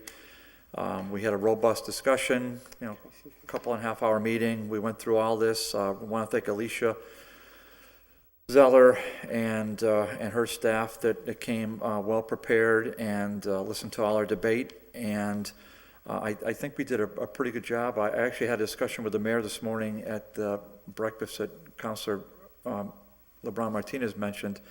And, he's receptive to a lot of our thoughts. I mean, I really compliment him because last year we kind of took it, all of our recommendations to heart, frankly.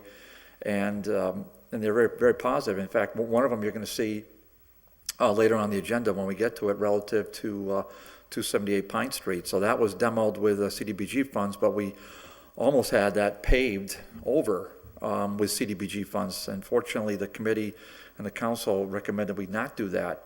And so now we have a possibility of voting to declare that surplus, and then the possibility to have an historic house relocated thereon. So that would not have happened easily if we had voted to blacktop the 278 Pine Street. So there's a lot of thought that goes into this.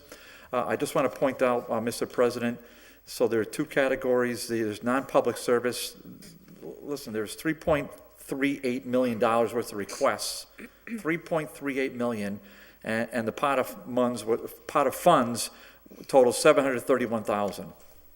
I mean, that's about a fifth, a little more than a fifth of that just shows you the demand, and it wasn't much different from the public service as well. So, I mean, the committee really went around and around on this, and I know you saw some other things that were we have some other documents sent by Alicia Zeller. We don't need to talk about them now, but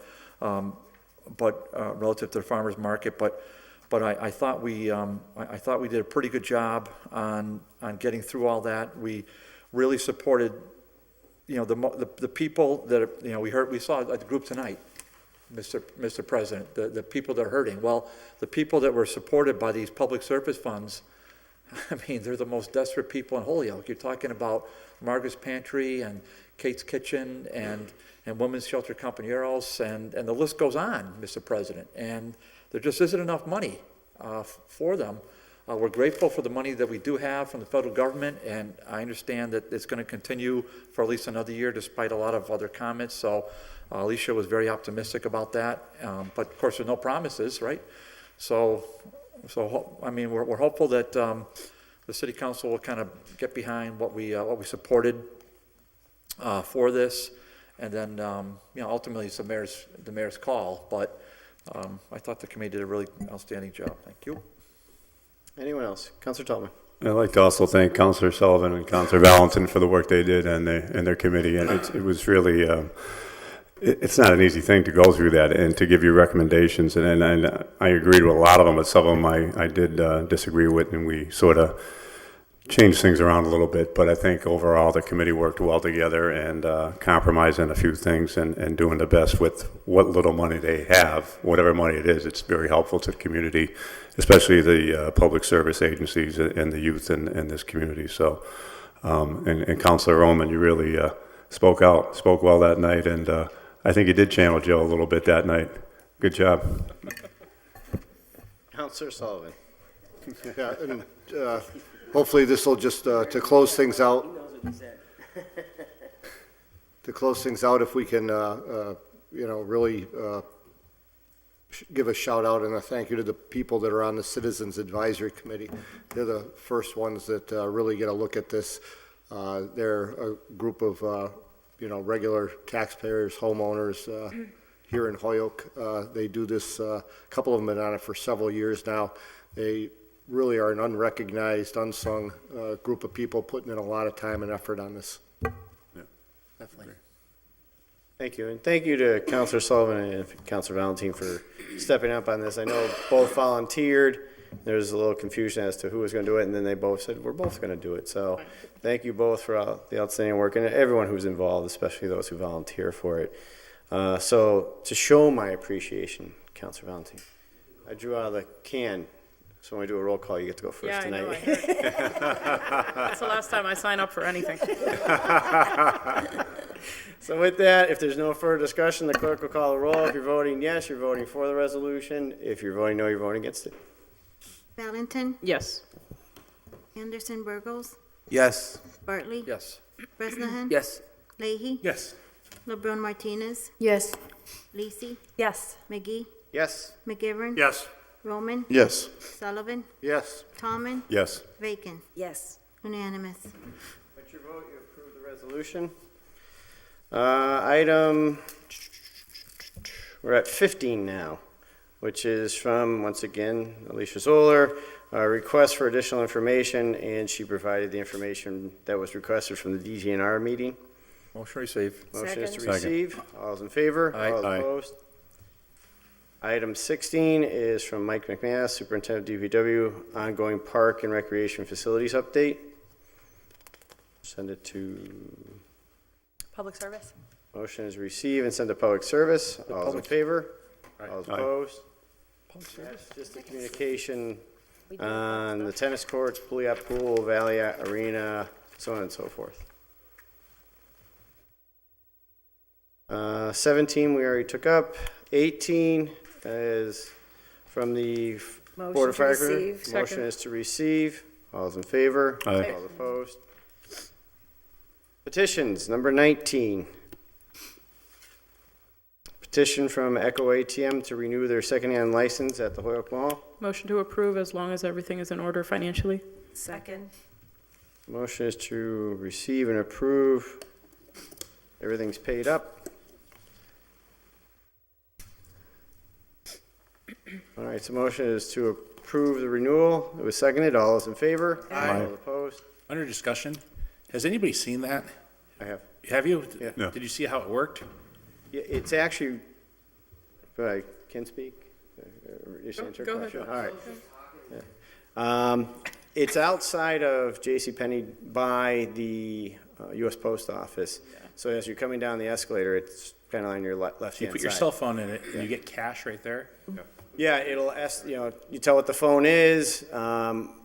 We had them in finance. If you Yeah, no, I We remember did a that. Skype meeting or Yeah, a, it was a Skype. Yeah. however we did that. Yeah. And they were from California. So it's actually like an ATM machine. You put the phone in, it assesses it, and then it gives you money in return. I just thought it was Don't pretty lose cool. your phone at the mall. But they put it in an area that's got cameras and everything else on it because we had a concern for safety. Yeah, sure. Actually, you brought that up, so they addressed that. Wonder how much I'll get for the 10. All right, so item Can I borrow your phone? 20 is a petition from Here's the John mall. McCann for 415 Ingleside Street, a renewal of a home occupation for yoga. What? Receive and grant the renewal? Motion is Second. to receive and Second. grant the renewal, pending taxes, everything is paid up.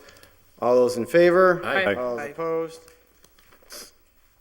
Item 21 is for a special permit for recreational marijuana dispensary at 630 Boulay Street. DGR. Motion Second. is to send to DGNR. It's ordinance. Yeah, it's Sorry. it's ordinance. Ordinance. Do you know what zone Bolio Street is? Mr. President, It is.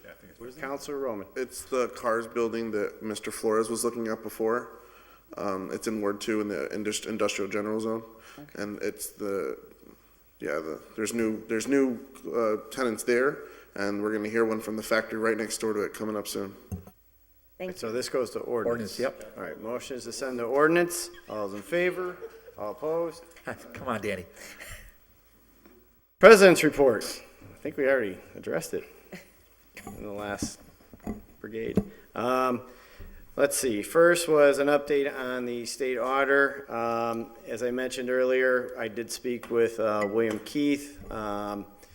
He had several questions as to what we were looking for. He said he had talked to DOR as well as the Inspector General.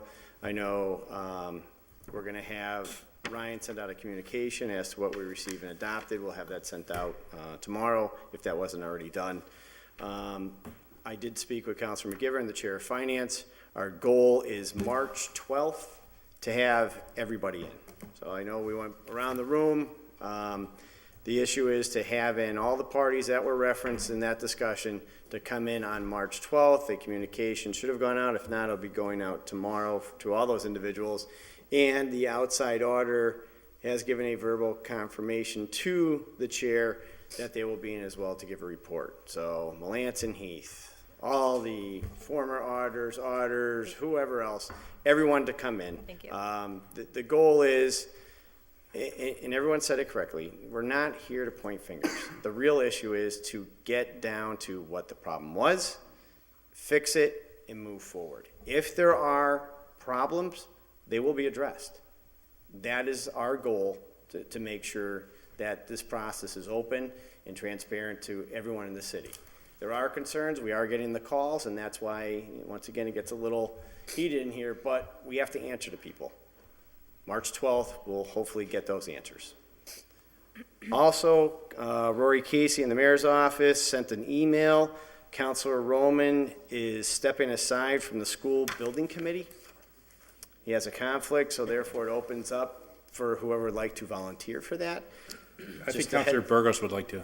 What did you just throw me? No, just to be very fair, they meet every Thursday from 5 to 7. Do it. So, come on now. if there's anyone, Can you repeat the committee? yeah, it's the school building committee. In essence, they talk about all the things, like the project would have been Hoyoke High School when they're doing the bond and redoing it. They all met to discuss everything. Councilor Roman is quitting. This isn't the problem building committee. No, This is different. Okay. No, it's just to go over all the projects and everything else that they would be doing. All right. Nothing related to what transpired. This is different. No, I understand. So if Okay. anyone else would like to, please contact the mayor's office or Rory. Once again, 5 to 7 every Thursday. All right. Also, Yeah, sure, thanks. March 12th, there's Toy Bout. The parade is coming up. We had a tremendous opening. Sashes, we are going to reach out to Councilor McGivern to get a sash back and get it over to Councilor Henderson Burgos. We will be meeting Got once it. again, and I'll No. defer to Councilor Leahy. What time should we be there on Sunday, the 18th? Yeah, so the parade itself marches down the road. We'll be going off at maybe at 11:45 or so. But because of traffic and because of closing down North Hampton Street itself, I'd recommend trying to get there no later than 11 a.m. And we meet And if you at- do go to the Ambassador's Breakfast, which is at the Council of Aging, there is shuttle buses provided. And you can also keep your cars at the Council of Aging as well. And you just need to reach out to Brent Gillis in regards if you would like a ticket. And we meet down at the ABC Pizza, the Yep. round building. Yeah, the Round Bar, it's now the ABC Pizza, which is on the southern side of the Kmart Plaza. So for just a reminder, be down there for roughly 11 o'clock, so you can get your car to either park down there or. Well, you can't park in there. Oh, you can't park, okay, so that's good to No. know. So you're either going to have to get dropped off. There's just too many floats and people. It just, the best way is to get dropped off or take a shuttle bus in. Okay. Any Councilor Sullivan, just on that? Yes, and I guarantee I will get some people to carry the banner this year. That was gonna be my Better. second point as to. Who has the banner, though? What? Who has it? Does he? Kevin took it home. I think it's still at ABC. It's either at ABC still, or Probably Kevin the- has it. probably the cooler. We'll track it down. It's at ABC. So we found it. So we'll have someone actually carry the sign for us this year. I was gonna ask about that, and you will order. Good word, the 3 business. donations for everyone? Okay. So if you're marching, down there. Councilor Roman? No? Any questions on that? Councilor Leahy? No, I just have 2 other items after you're done. I'll turn it over to everyone else. Councilor Leahy and then Councilor McGivern. Just the follow up on the, Or Joe. President McGivern. on the sash. Councilor Leahy and I apologize to Councilor Juan Burgos Anderson because we just didn't think that he needed a sash. He's our only new counselor, but we found one for this year, and we ordered one for next year, so we'll make sure we take up on it. The breakfast ticket is only $20. It's well worth it, and the greatest way to get you right to Kmart is that shuttle bus, and you get there nice and warm and hang around the bus for a few minutes and just time the marching. Jimmy, I think it's before quarter of, because the TV goes off at 12, doesn't it, at Farrell's? Yeah, so it's like between 11:30 and quarter of, but I would recommend getting. 11:30 to be comfortable, because we won't go 11. right away, but we do have to get in, and they'll start, then we'll stop. And I think there's the sash, the ambassador's breakfast, or something else. I lost my train of thought, Juan, you know? You're running the road race the day before. Running the road race the day before. No, actually, I'm in Command Central. I get to watch the state helicopters video of the whole road race and communicate to the road race. No, not this one. Joe, could you make it 2 sashes? Because Counselor Tallman's had to give me his both years in a row because everybody knows him. You can have mine this year I too have if a you want. Cameron, We'll order another one. Mr. President, we usually don't do this in public session, but just a reminder, I think our flower fund has always been good enough to get everybody a corsage or a carnation to march. So that'll be available at the parade, and if we can ask Ryan to get that to one of us, we'll make sure they're there at the start. Ryan, did you hear that? Counselor Leahy. Yeah. The carnations. Carnations. I already told you, yeah. Counselor Norris always did that, I think, back in the day. He did, yeah. So 2 things. One is I got approached by the Holyoke Fire Department and the Holyoke Police Department. They're doing a raffle to restore 2 merry-go-round horses. There's only going to be 600 tickets sold. I love how he does that right in the speaker. So there's only 25, the tickets are only $25. Only 600 tickets going to be sold. Once again, it's going to restore 2 of the horses down at the merry-go-round. It's a fantastic thing. So one of them's going to have a patch for the fire department. The other one's going to have a patch for the police department. The 2 great guys that are in charge of this, one of them from the fire department is my friend Dave Rex, and the second one from the police department is my friend Jared Hamill. So if anybody wants any of those tickets, you can certainly call either of those departments, call those guys directly, or I can certainly get them for you. And the last thing is Councilor McGivern did bring up, and Councilor McGee did as well. We do have the St. Patrick's Parade coming up. And I want to remind all of you, one of the good things you guys can do for your constituents or anybody that calls you is it might be an Irish thing as the parade, but it's not so much. It's what it does is it brings in a lot of money into the area. The UMass Donahue Institute did a study. I've been, as somebody I think brought up earlier tonight, I do talk about this quite a bit. I also want to applaud Mayor Morse. He too also brings it up quite a bit. And what the study looked at, it was a very well-written study, is they analyzed the total economic impact of the St. Patrick's Parade Committee and the production of the parade. And what they found is, in kind of ballpark numbers, 400,000 spectators just the day of the parade. This is not including the road race, but just the day of the parade spent about $12 million, $174,083. So that's averaging to $39 per adult. And some of these items that they broke down in different shops, gifts and souvenirs, food and beverage, hotels, grocery, entertainment, recreation. And looking at the total package, the conclusion was, and this is a huge conclusion, and this is good for all of us to know, is the conclusion was the total economic impact just in Hampden and Hampshire County for the parade and all the different activities leading up to the parade was $20.5 million. So that's substantial money, and it's if you look at this compared to the Big E, the amount of days, I mean, this is by far the amount of money that the Big E brings in. If you're just looking at this, one day compared to how many days. So this is the biggest thing. I've been saying this for many years. This road race and the St. Patrick's Parade is the largest homecoming in New England. I mean, people come home for it. It's a wonderful thing to spend with your family and friends. Thank you. Was I the only one that got shamrocked? Because I'm contributing to the parade committee because I got shamrocked. No. I think it was Leahy that did it. You can send it to me, then I'll send it back to you, and it'll be. I sent it to a constituent. Good for you. Yeah. No, I didn't get it, no. I thought it was you. Councilor McGivern and I have looked at the ad that we always place in the Yes. That's correct. We have three ads out of the Flower Fund that we do automatically every year. It doesn't, the consensus is we want to do it every year. That's the Hispanic Festival, the Parade Committee, and the football program book. And the ad's been updated. Everybody is a member at the moment right now, according to the Treasurer's Department, so your dues are going to good work, and we took out the normal size ad that we have for the Parade Committee. That book alone is incredible. If you get a chance at the beginning of the parade to get a copy of it, we'll have a couple copies here after the parade. They'll send down a couple for us. But it really brings in the history of the parade and a lot that's going on that I think we appreciate historically. Can I just ask a question, Joe? Yep. Don't we also do automatically yearbooks? Or, I mean, I guess Dean and Holyoke High School? I thought that was, we always put an ad in. I'm not sure. This is the first time you guys gave me the checkbook. It's the first time I ever saw half this stuff. But I'll look at the statements and find out if we do that automatically. Because they wouldn't make sense. And on that, remember, if a request comes into you, send it to Joe, and if there's something where we have to take a vote as a group, we will, but the ones Joe's pointing out is kind of the standard ones that we do every year. So with that, Councilman. And don't exclude Todd. Send some to Todd too.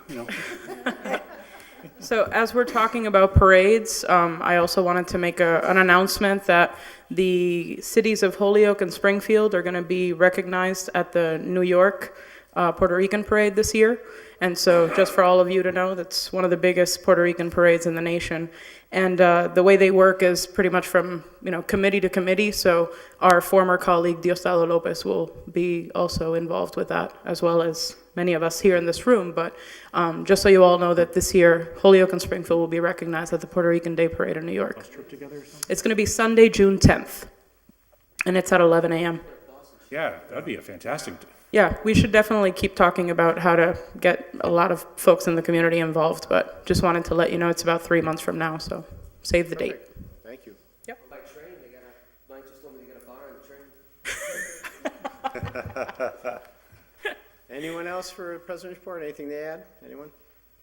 All right, with that, we'll move on to reports of committees. Ordinance Committee. Mr. President, I've been advised that 22A and 22C need to be tabled because we're waiting for information for legal form.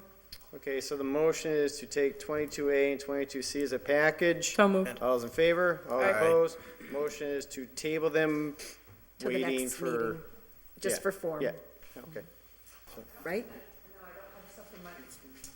Right, to put it in form. So it'll be good to Stop table it signs. and take it up next city council meeting? You'll have plenty of time? Should be, right? But DPW, Oh, yeah. okay. Yeah, all right. All right, that's fine. I don't know what he Yeah, has we'll to follow provide up. for us. Mine will next follow time. up with DPW. So motion is to table it. All those in favor? Aye. All opposed? 22B. Committee of Ordinance was referred in order that the name be changed of the portion of Coit Street that is west of Hillside Ave. Recommend that the order be adopted, signed off by all the members. Thank you. Motion is to pass the first reading, Second. Motion is and passed. it's First reading. east of Hillside Avenue, I have right? Yeah, we made that amendment It about has been 8 years amended, ago. so- Somehow All it right, never so- got changed. All right. Just so in the on- final vote, we have it. Yeah, it's correct. east. On the agenda, it says west, but on the actual agenda matter, it says east. Let me just check one other spot so we don't mess it up. It says it as well. Okay, we're good. Okay. Yep, so motion is to pass the first reading. Under discussion, Counselor Bacon? This was filed by Counselor Bartley to clarify the area, and it affects one home. And this was a recommendation made by, I believe, and maybe I'll let Counselor Bartley jump in on that, but he had started out to clarify, and then a different recommendation got made that we eventually adopted. I don't remember who. Counselor Bartley? Counselor Bartley. Yeah, it's just one of those streets that kind of has a crooked jog across Hillside Avenue, and so it didn't really make sense to have it be Coit, and it's really a continuation of Merrick Avenue. Big deal, but the resident at 2 Coit is happy about that, because they changed to Merrick, because they'll now get their mail properly delivered. No offense, Pete. And they've been getting delivered for several years at 2 Coit Street, because I've been there a few times. I think they have a big dog there, too. And they're big Yankee fans, so I know we got a lot of Yankee fans we know there, too. that. Huge Yankee fans. So, so they'll be happy, and it'll just make for a better, a clearer passageway. So everybody's kind of happy, and John Chagru is really the one that kind of helped out a lot with this. So thank you, John, for that. All right, anyone else? Motion was passed the first reading. It was seconded. All those in favor? Aye. All opposed? Motion to pass the second reading. Second. Motion was passed second reading. It was seconded. All those in favor? Aye. All Aye. opposed? Motion that the passage be Second. ordained. Motion that the passage be ordained. The clerk will call the roll. You're voting for the change. You vote against it, you're voting against it. Valentin, Yes. Anderson Burgos. Yes. Bartley, Yes. Bresnahan, Yes. Leahy. LeBron Martinez, Yes. Lisi. McGee, Yes. McGivern, Yes. Roman, Yes. Sullivan, Yes. Tommen, Yes. Bacon. Yes. Unanimous. With your vote, you approve the changing of the street. Item 22D. The committee ordinance was referred an order that the handicap sign be placed at 11 North East Street. Recommended that be adopted. Motion to Signed take off the by- table for pass the first reading. Motion is to take off table, pass first reading, was seconded, under discussion. Real quick, Mr. President, I think most of us are familiar with the Shannon grant. Wait, this Am I jumping ahead? Yeah, I was wondering why you were I going. was- I thought. I was like, I don't think the council. I'm going to jump back. Okay. Get up to 43, Joe. We're going to do this real quick tonight, Daniel. Oh, my God. I'm sorry, Linda, No problem. but you know, when your Linda's name the went on the chair of finance committee, I just thought I was going to I take know, over it's- ordinance. Dunkin' Donuts. It's musical chairs. Counselor Bacon. So this was a request, and it was reviewed by the Disabilities Commission with a favorable recommendation, and so we have adopted it. Anyone else? We recommend adoption, I should say. On the motion. So, All right, so the motion is pass the motion to first pass the reading. first reading. All those in favor? Aye. Aye. All opposed? Motion to pass the second reading. Motion is passed the second reading. All those in favor? Aye. All opposed? Motion that the passage be ordained. Motion that the passage be ordained. Sorry. If you're voting yes, you're voting for. If you're voting no, you're voting against the handicap sign. Valentin, Yes. Anderson Burgos, Yes. Bartley, Yes. Bresnahan, Yes. Leahy.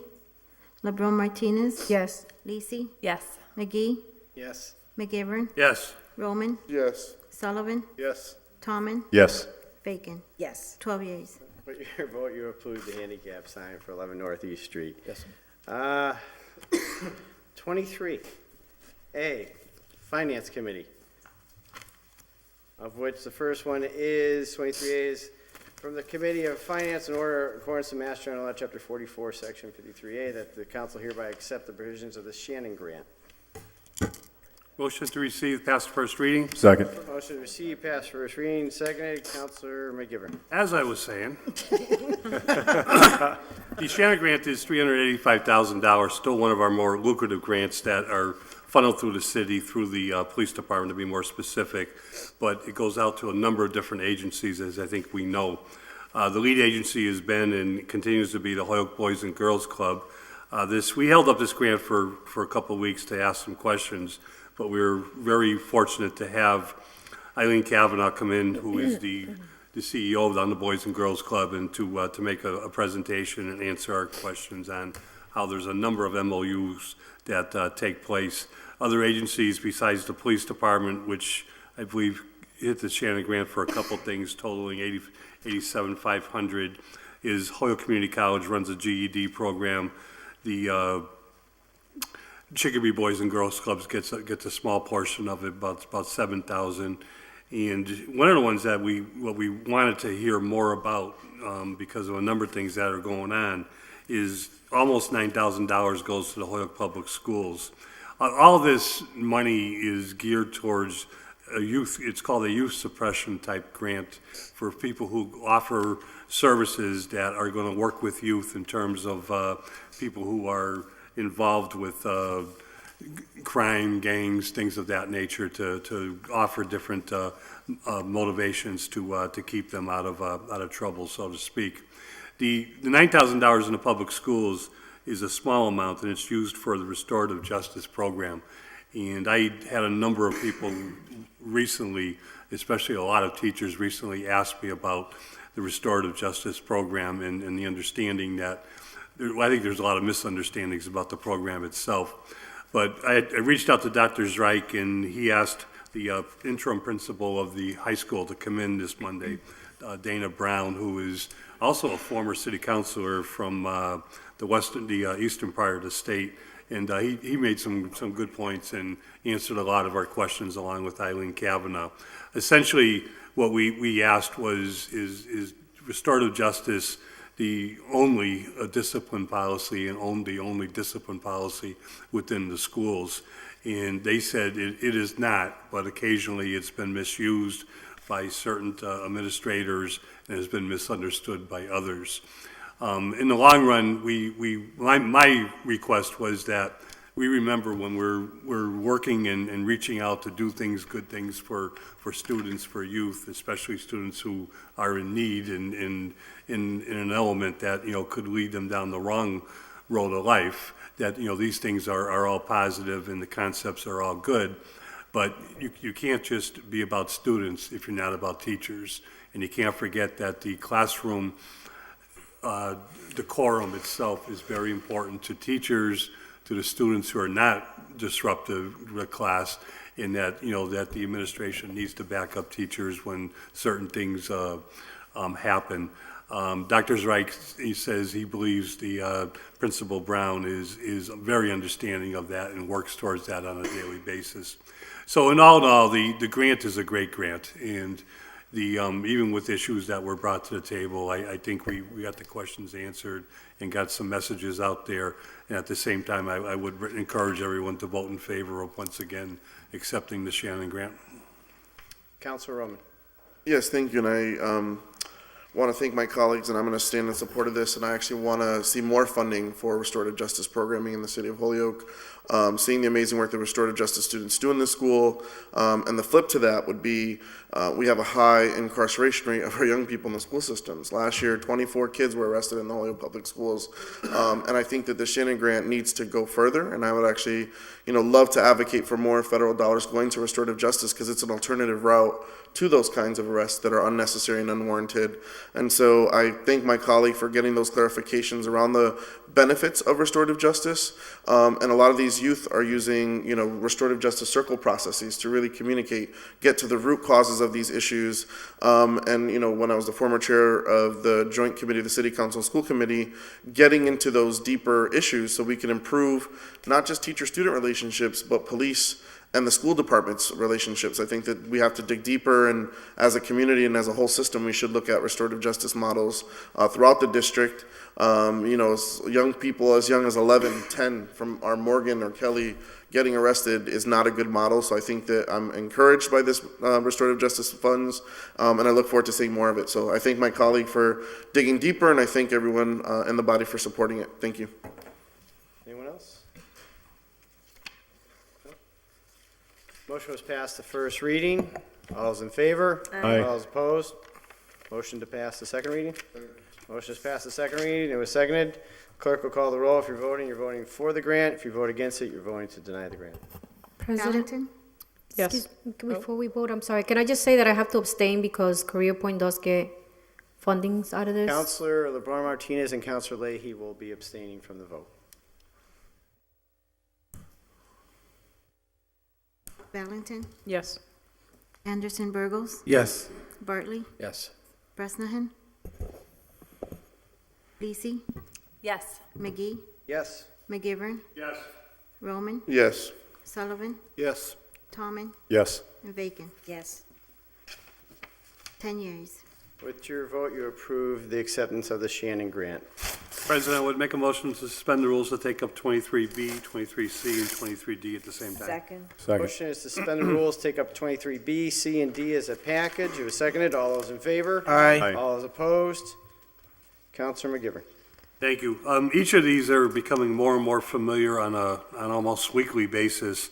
They are, money's being transferred from a patrolman or a firefighter's salary account into a patrolman or a firefighter injured on duty.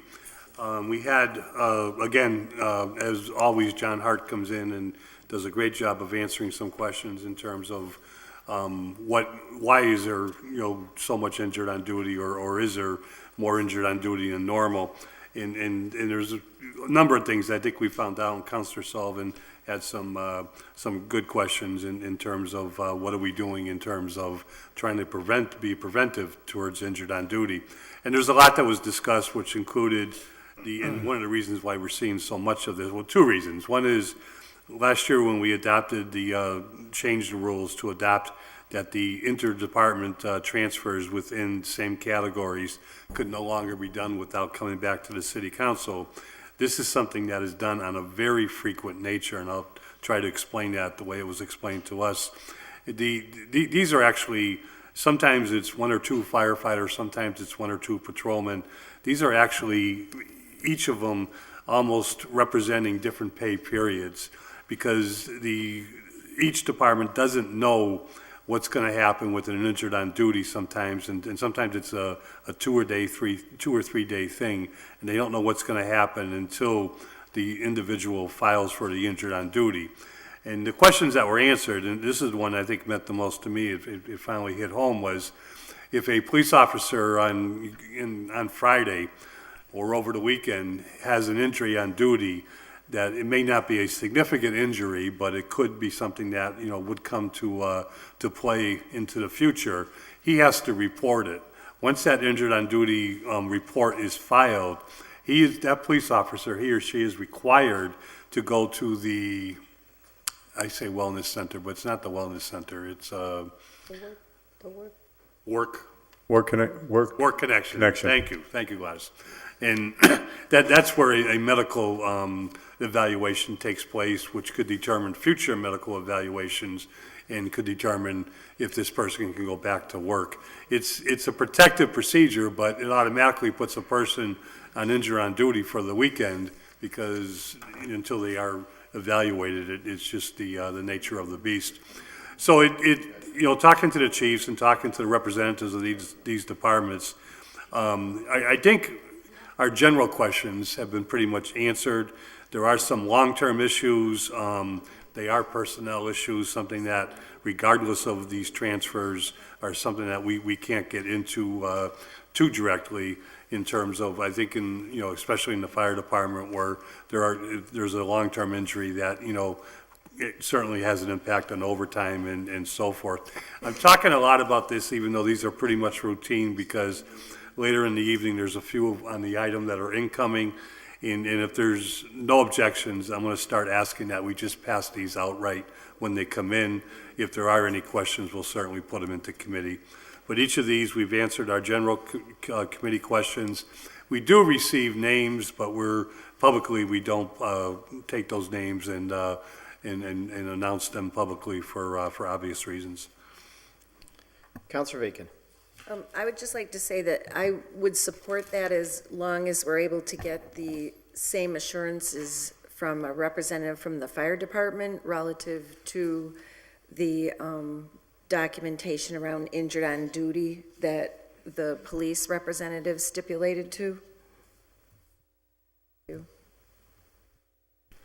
That's a good point. I know it wasn't a question, but I have been in communication with Chief Pond and will continue to be in communication with Chief Pond, and he's very adept at the laws that govern this and the reasons that govern this, and he is working very hard with both our Human Resource Department and with the medical, connections that they do also.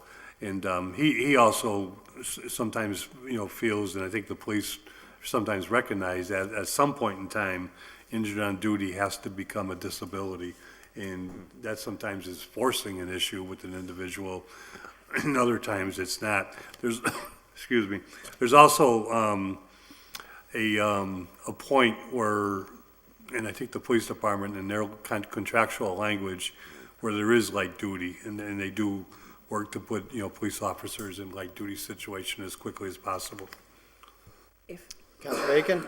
I would just like to make one other comment, because one of the questions I asked was whether there was documentation relative to all of these transfers that are under the category of injured on duty are documented through the pathways that Councilor McGivern just described. And it was affirmed by the police department that that is the case for these transfers. And so I asked the question as to what happens if somebody's injured off duty, they've used up all their benefits, they are no longer able to, say, have a sick bank. And he shared with us that, and I'm not sure if it's unique to the police department, but that they do have a program where people can sign up to donate time on the sick bank, and if people choose to participate in that, then they help each other within the police department. I don't know if this exists in other departments, but I would just be interested to get that same understanding about the fire department. Thank you.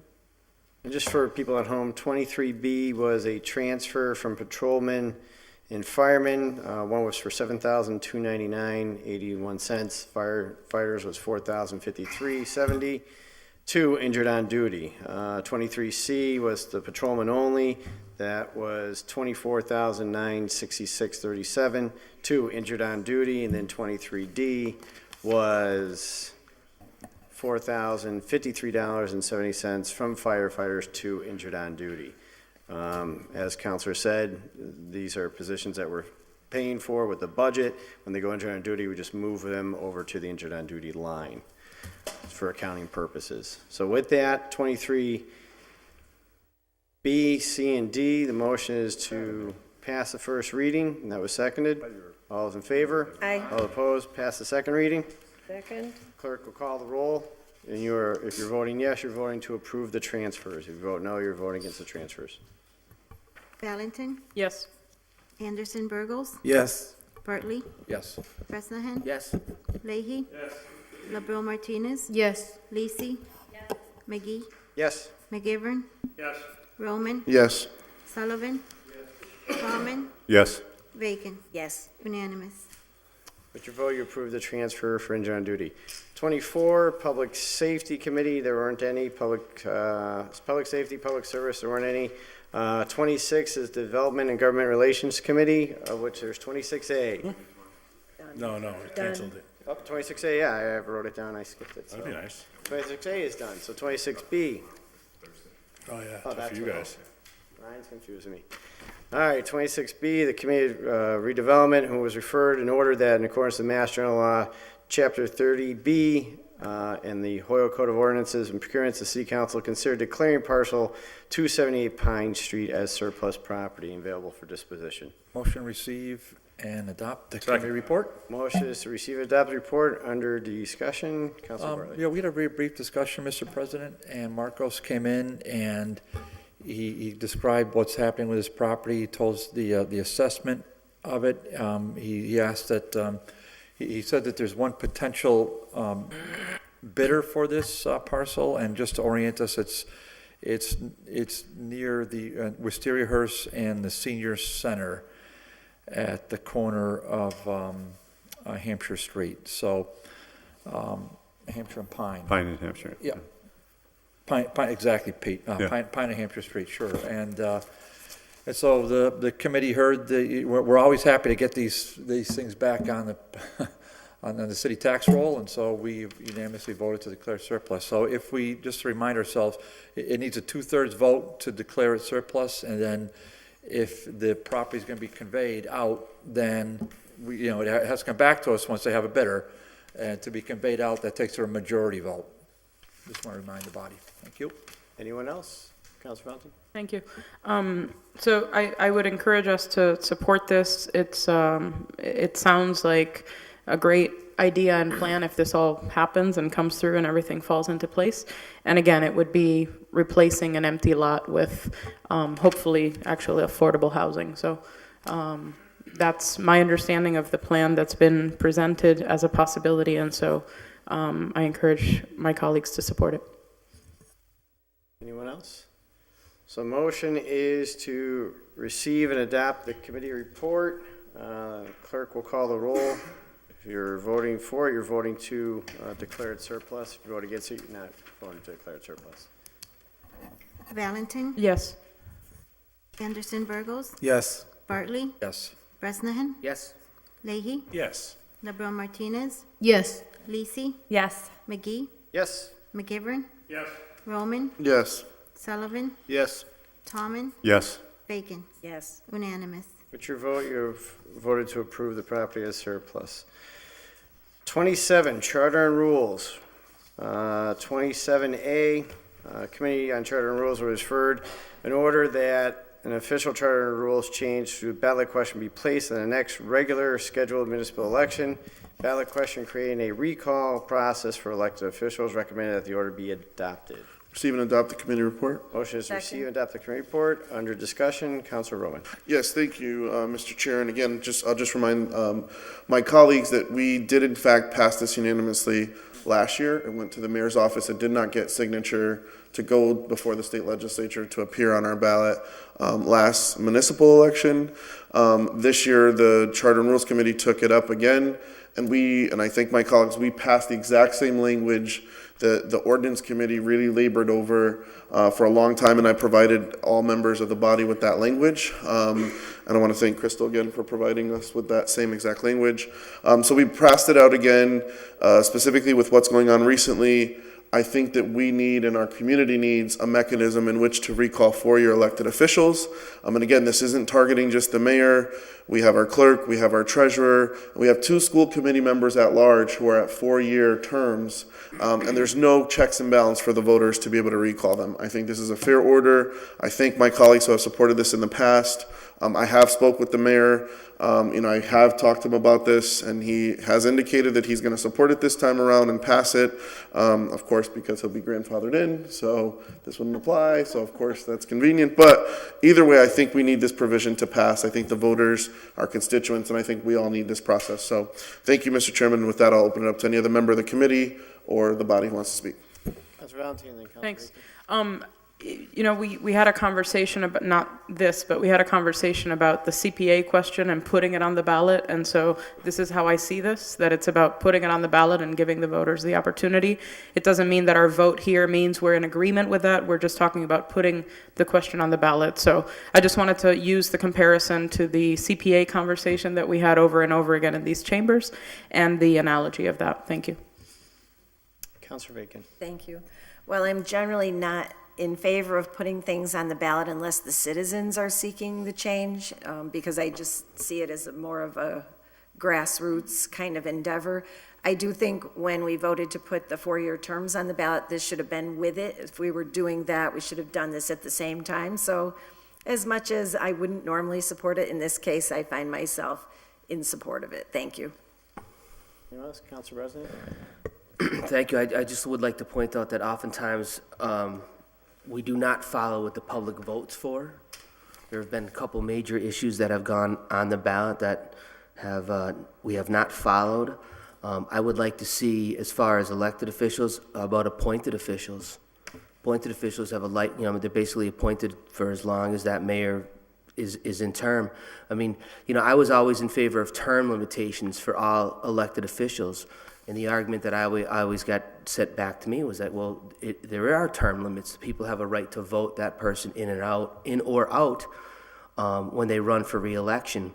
I mean, you have to realize that, people make mistakes in public office. I mean, mistakes are opportunities to learn something from. Some things, people say some things, people demonstrate some things. People make mistakes. And to allow them to be recalled for maybe possibly years of service for one error they've made in their personal or their professional life, I think that's judgmental. I think, you know, we need to send out a message of forgiveness in this world. There needs to be more forgiveness and hope and love in this world, quite frankly, I think. And again, I mean, this is another question of where does it stop? I mean, are we going to start going after appointed officials? Are we going to start going after anybody that has any power? I mean, if someone does something so egregious, they typically resign and they fall through the mud of the world because whatever they did is of that nature. I mean, you're setting up a precedent that, you know, people have the right of freedom of speech, and someone might not like that. People have the freedom to demonstrate their beliefs against, you know, fire departments, police departments, the mayor, anyone they want. And you're setting up, I think you're just setting up a precedent that where is this going to stop? In the vein of the CPA, I think that might be a little bit different because, you know, that was basically the CPA is affecting property owners and can be construed as a tax. I'm not in favor of this, and it's not that I don't think people should be, resign out of office for inappropriate behavior or fraud or stealing or things of that nature, criminal proceedings or criminal actions that they've committed. I think that, you know, and again, this is just my opinion. I just think that, you know, where are we going to stop? Are we just gonna, you know, somebody says something that people might not like, even though it's his freedom of speech or her freedom of speech to say it, or her freedom of speech or his freedom of speech to demonstrate things, or protest, hold a sign, participate in, you know, the NRA, or participate in anything you want to participate to. I mean, there needs to be some freedoms, and I think it's just a bit much. That's all. Thank you. Councilor Lisi? Thank you. So just to be clear, this is actually a special act. It's a home rule petition. So it would have to be passed by the legislature first, and then it would wind up on our ballot. So there's a two-step process here. And that's correct, right? Correct. That's the procedure here. The other thing, I know we had passed this in the exact format previously, but I've heard a lot of public comment about the 250 or more voters as the threshold last time we passed it, and some people felt that was a low threshold, considering that's how many votes you need to get yourself onto the ballot. So if there's a, you know, intent to take someone off and out of their position, that the threshold should be higher. So I would wonder if there would be a welcome amendment to bring it up to 500. So, hold on, Councilor, if you're done? I'm done, yes, thanks. Anderson Burgos? Councilor Burgos? I don't think I can put it as Dan Bresnan put it. I'm totally in agreement with how Dan put it, and I don't feel right about this. I don't know what it is. I don't know if it's the verbiage. It just doesn't feel right. It's like I'm watching an episode of House of Cards. It just does not feel right for me. And Dan put it eloquently, so I'm in agreement with Dan. I'm not going to vote for it. Councilor McGivern? I agree that we are being asked to adopt a charter change, which there's only three ways you can change a charter. To put something on the ballot is to have a charter commission with the, as we know, that process is cumbersome and very difficult to make anything work. And I think Councilor Bresnan knows that firsthand. And the other one is where the city council and the mayor agreed to adopt a special act. And this is a direct relation to our government, and that's why it requires a binding ballot question if the mayor, the city council, the governor, the legislature all agree. If I could, through the chair, I just remembered we did a lot of work, and I did talk to Nelson about this last week, on this over the last year or so. And the language I remember is to create a mechanism for that what-if situation where something does happen, and we have no mechanism for recall. It's not something that can easily be initiated, and the threshold is pretty high to a point where it's very difficult to get the recall process in place. But just in case we need it, the idea was, and I remember drafting the language or when the language was drafted, that was the whole idea. So if the spirit and the language, I believe, is in front of you, Mr. President, continues to be that. I could support that and agree with that. But it's not just putting a question on a ballot. We're adopting a special act here. Counselor Roman. Yes, thank you, and I'll remind my colleagues exactly that. This isn't about one individual. We tried to do this last year, and we've seen in this community, and I'm not from this community originally. I came from the city of Waterbury that has the second highest criminal incarceration rate for mayors outside of Chicago, where we had a mayor who was a chief executive, or just this week, we heard that in Memphis, a sitting mayor refused to resign after admitting to a $10,000 fraudulent act of taxpayers' money. So without these provisions for the voters to go, and the threshold is high.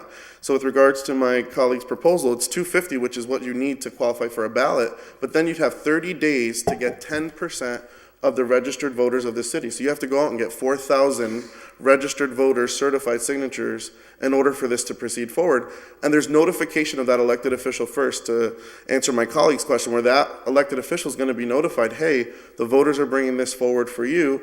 They have a time frame in which to answer or respond, to either resign to avoid a recall provision, and there's protection with that elected official. You can't be tried to recall when you're in your first 6 months of office, or when you're at your last 12 months of office, because there's an election coming up anyway.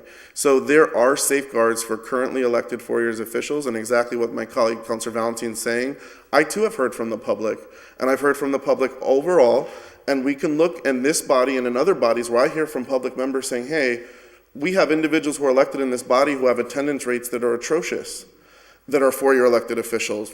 Some, maybe not in this body or other bodies. How do we get that elected official to be held them accountable for their attendance rates? There's no mechanism for that. And so this would be exactly what my colleague Councilor McGivern is saying, the what if. And all we did was take the exact same language that the ordinance committee labored over, worked on, and it's the exact same language and proposal. Nothing changed, and this body unanimously supported that language. It's not nefarious. This isn't House of Cards. And I spoke with the mayor at length about it because he did feel last time that this was targeted against him personally. That's what he told me. And I reassured him that that's not the case. And I asked specifically, Mr. Mayor, can we get a signature on this? Because this isn't about you. If you don't run again or you choose to run not again, this isn't about you. This is about all elected 4-year positions. And yeah, we talked about in this body, I would love to see everyone go to 4 years. But that's not going to happen. But we still have individuals, like I said, that are at 4 years. Or look, we had a treasurer that was working another job and getting a check from here, and this body zeroed out the salary. What if we were able to recall that position or hold that individual accountable, and this body held that individual accountable by zeroing out the salary line, and then we had some movement? Or, like I said, it's the what-if scenario that protects the voters of the city of Holyoke and us. I would encourage my colleagues to support it and know that this isn't coming from a negative space, and to know that the thresholds and protections and safeguards are high. And literally, the ordinance committee really labored this out and took a year's worth of work and time. The language is the same. And I checked with the chief administrator.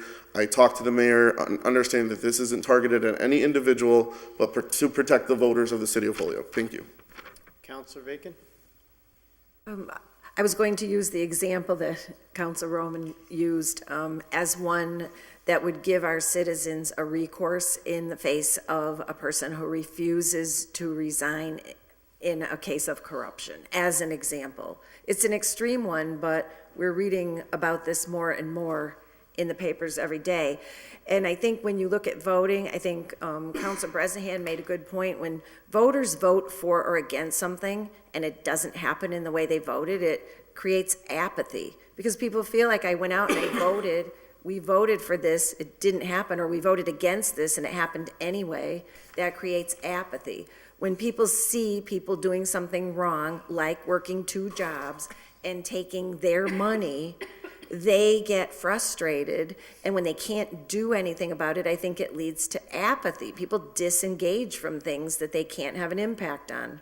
And I think it's important for people to know they have a tool, and I think it's an accountability option if it's needed. I mean, hopefully it won't ever be needed, but I think the fact that it's there in and of itself is good government. Thank you. Councilor President. Thank you. I think our job is to make laws. If we don't want the city treasurer to have 2 jobs and make an ordinance, if we don't want the city solicitor to be a city solicitor full-time and working part-time at the courthouse, make a law that reflects that.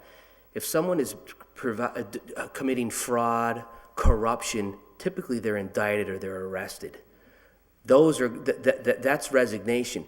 I just think this is setting up for, if someone doesn't like the way you look or how you are, this to me is profiling, quite frankly. Because if you say something that the people don't like, but you have a right to say it, and you might be on the downside of the majority of people vote for something, you might be pro-casino, you might be pro-whatever you want to be.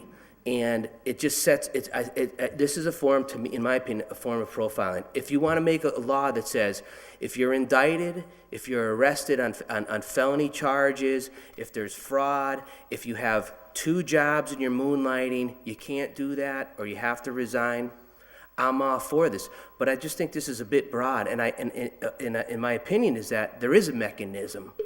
There is a mechanism to remove all of us. Get the votes, grandstand, get out there, knock on doors, present your position on life, present how you're going to vote, present your philosophy, demonstrate what the other folks may or may not be doing, whether they're not attending meetings, whether they're not voting the way the constituents want to vote. That's the mechanism. That's U.S. government right there. The mechanism to remove somebody is to have somebody run against you and prove that you are a better candidate and give the public that option. This is a target.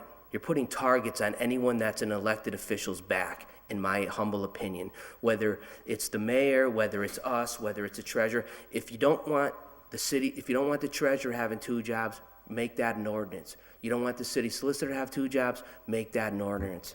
You don't want the mayor to have 3 jobs or to teach a class at UMass Amherst, make that an ordinance.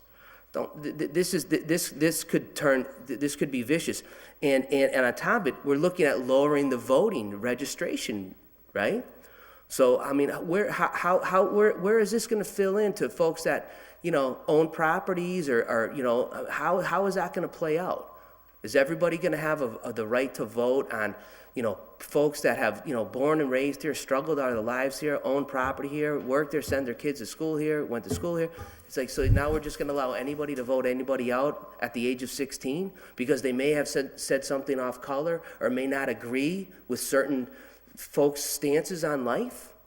I mean, I think if you don't like how things are in offices or things, they make a law that says you ever get arrested, you got to resign. You ever get corruption charges, you got to resign. That's how you get rid of mayors that are stealing $10,000. Anyways, motion is to adopt the report that place it on the ballot as a question. Was there a willingness for anyone to second the 500? I'll second that. So motion is to change the 250 to 500. Yeah. And that was seconded on that motion. All those in favor? Aye. All those opposed? Change to 500. Now the motion is to approve and put onto the ballot and send over to the mayor. Excuse me. Who said that? Right here Oh, in the corner. Mike, sorry. Just, I would like to, I guess, reconsider action on the amendment. And instead of amending the number of voters to get an affidavit, the number of registered voters from 10% to a higher number, to make that's what will really make it a tougher threshold. It's in 30 days, it'd be awful hard to go out and get a number like 33%. If we're looking to go after, I really like what Councilor Breston has said. If something is so egregious that we need a mechanism like this, there's got to be we got to prove widespread voter support. Anybody could go out and get 250 or 500 signatures. Probably 3,000 or 4,000 people voted against the person in the first place. So if you want a really high standard, a high threshold to make this happen, like an impeachment process, right? Let's go after the number of, they've got 30 days to get this number of signatures. Make the threshold 25 or 33% on their petition, not on the number of people to present an affidavit. So do you have a motion to I'll change? second the motion to change the, what is it? The 1, 2, 3, 4th line from the bottom. Signed by at least 33% of the total number of persons registered to vote at the preceding election. It's on the first page. First page. So the motion is to change it to 33% of registered voters. Is that correct? Is that what you want? That's the proposal from them. Yes. The petition itself. More than what turned out, actually. Counselor Sullivan, was that your The- motion? Yes. Mr. President. And that was seconded under discussion. Counselor Roman. I'd just like to note to my colleagues, that's higher than the last municipal election turnout, I believe. So like the threshold is high at 4,000. Let's then, through charter, change our rules if you're running at large or at citywide office to get 4,000 signatures. I think that threshold is high enough. It was, and again, I would reiterate a lot of what my colleagues say a lot of the times. We took this up in committee. It was debated for almost a year and some change in ordinance. That was the compromised percentage amount. When I originally proposed this, it was 25%. It was like, no, 22%, I apologize. 10% was dropped to make it a more realistic threshold to what the average participants. And then after you get that 4,000, you're absolutely right. That could be the amount of people who might have voted against a candidate. You still have to have an election. And we even talked about the election saving provision that it has to be held in concurrency with a local municipal or a statewide election, so we're not double spending or overspending money at the clerk's office or the registrar's office. So we debated this in committee. I think that the threshold's a good number. I would encourage my colleagues to vote against that number and to say, out of the spirit of compromise, I raised the 250 to 500 to say, hey, that's double the amount you need to get on the ballot for mayor or at large, just for the record. So I think that we have set a higher bar at the onset of getting 500 verified signatures, and then going out to get 4,000 signatures is still no small feat. And I think that that is, this is already an agreed upon number. And again, I would encourage you all, these kinds of changes happen at the committee level. I have to agree with my colleague, Councilor McGivern. Please come to the committees levels because we're doing a lot of the committee's work again. Thank you. So the motion, Counselor Sullivan, you have a question? I just don't get the math on the 4,000. It's calling for 10% of the registered voters. 22,000 or something, yeah. And that'd be 2,600, not 4,000, or 2,200.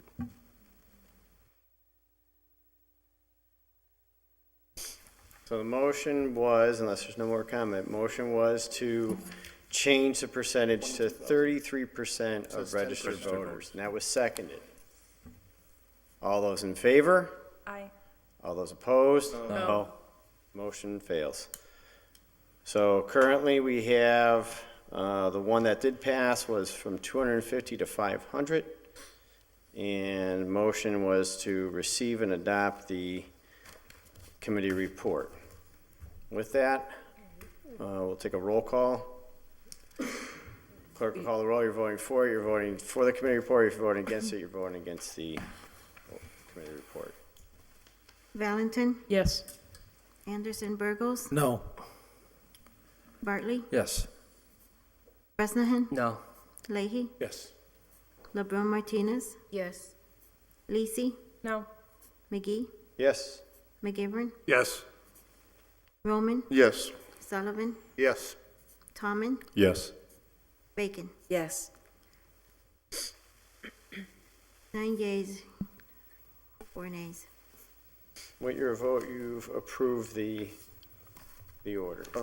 I counted 10-3, right? No? 10, I thought it was 10. I counted 10-3. I counted 10. 2/3 is no longer 10. No, I know, but I still It's counted 9. 10-3. 10-3. But he counted. Irma. 10-3, want to check that? 12, 13. Yeah, 13 votes. Nobody's left yet. Who took off? Howie. Just kidding.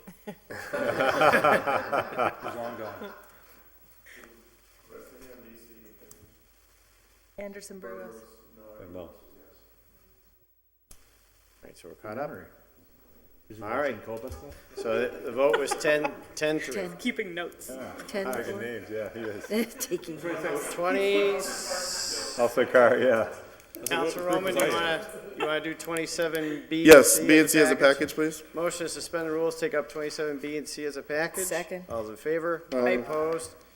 27B is that Charter and Rules, or at the City Council, explore the committee of the Holyoke City Council in comparison to other municipalities and similar-sized councils to see if there are any opportunities to streamline committee recommendation that was complied with.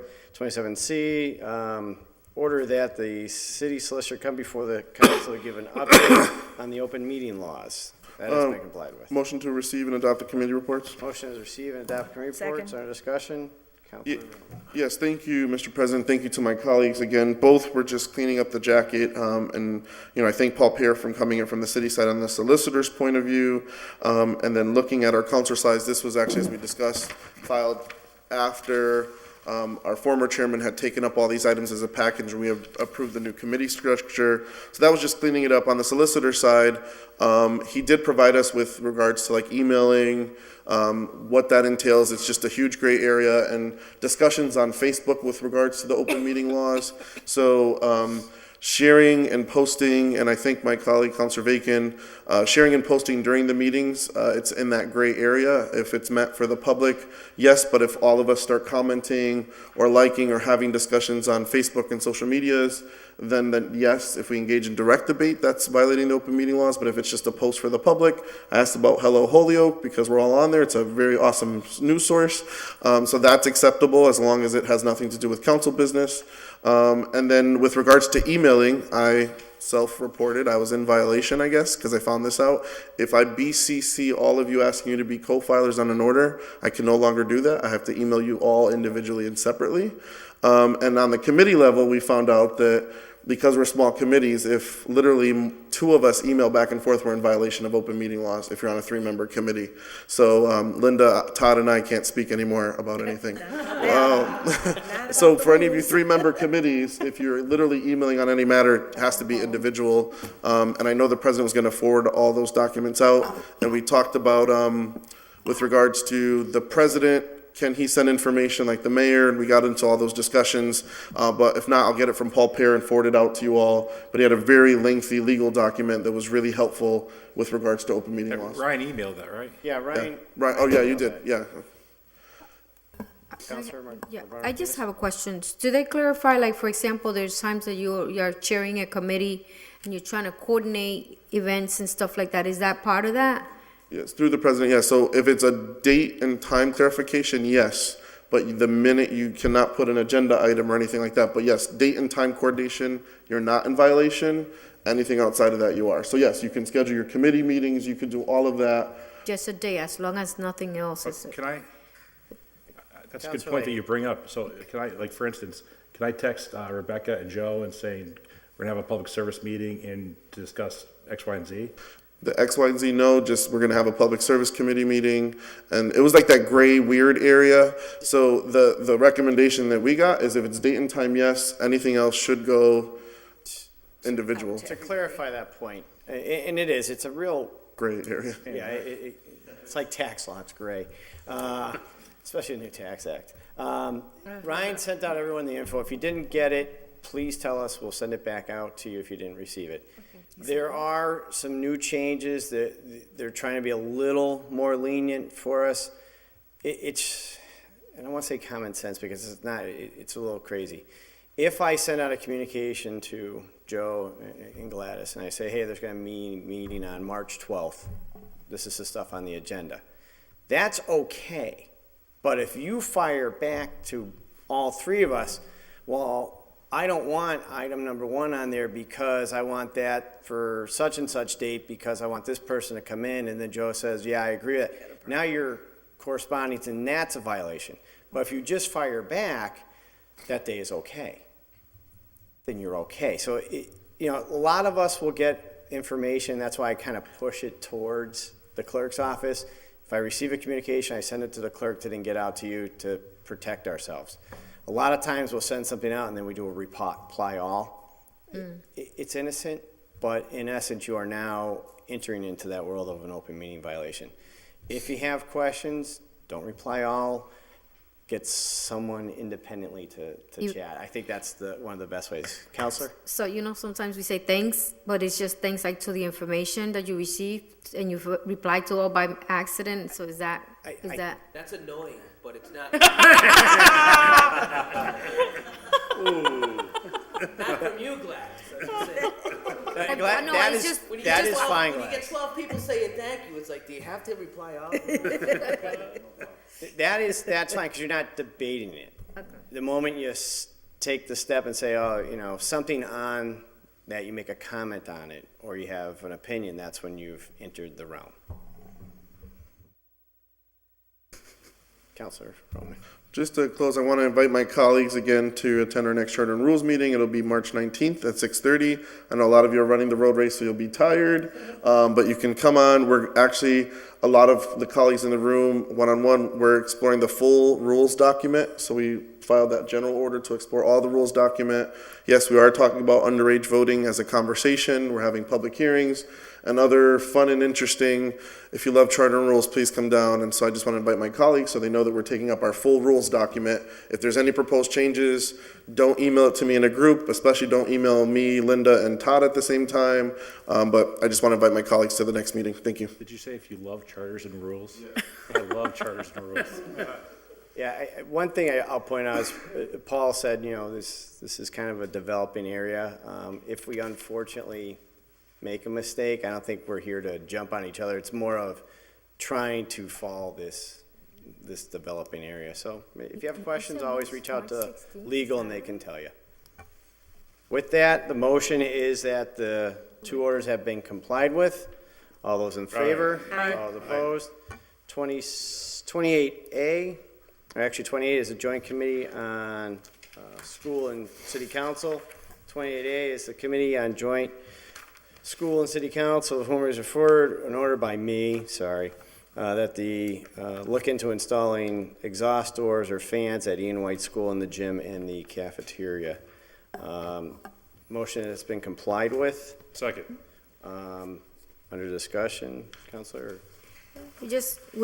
Actually, Dennis was the chair on the 26th of February where we had the joint committee, and that particular order was complied with, so was completely, moved forward. So bringing it here for you guys to know that it was complied with. They did a good job. Joe? Councilor McGivern, sorry. Are we all set, Mr. President, with the agenda and these committee reports? Yeah, I just chatted with Irma, and we are back on track. Anyone else? So the 28A is that has been complied with. It was seconded. All those in favor? Aye. All opposed? 28B, Committee on Joint Committee, whom is for an order that Holyoke Police Department appear before the Joint Committee and provide a job description qualification need with regards to school resource officers.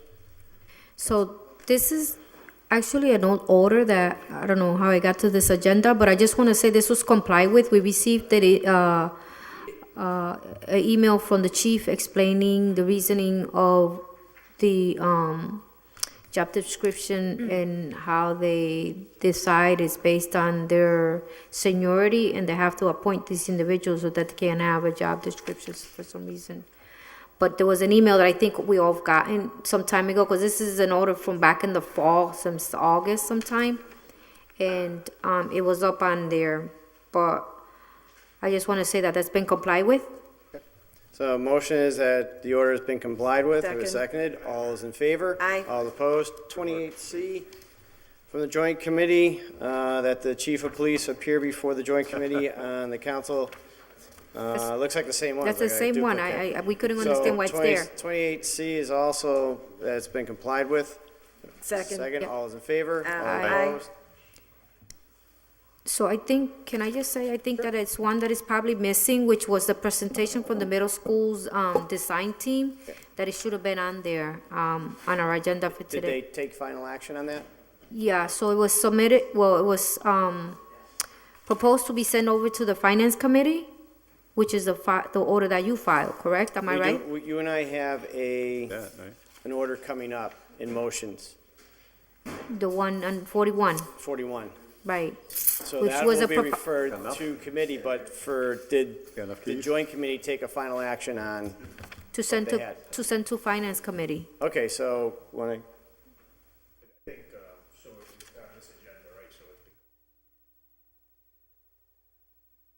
okay. So does it go back to joint committee? We already went through it. We went through the Do presentation. you have the order, Counselor, in front of you?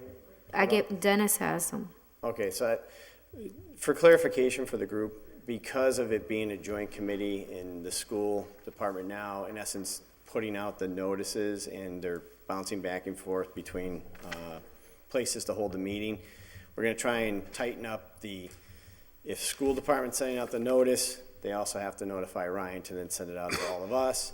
Date, time, advance notice so counselors can get there, as well as school committee members, as well as the procedure that we follow here might be not the same there. So they should have referred, complied with, kind of like these orders, and then sent it to us. They might have missed that, so I'll follow up with Dennis in order to figure that out. But we do have 41, so we can also take it up that way. Okay, All right?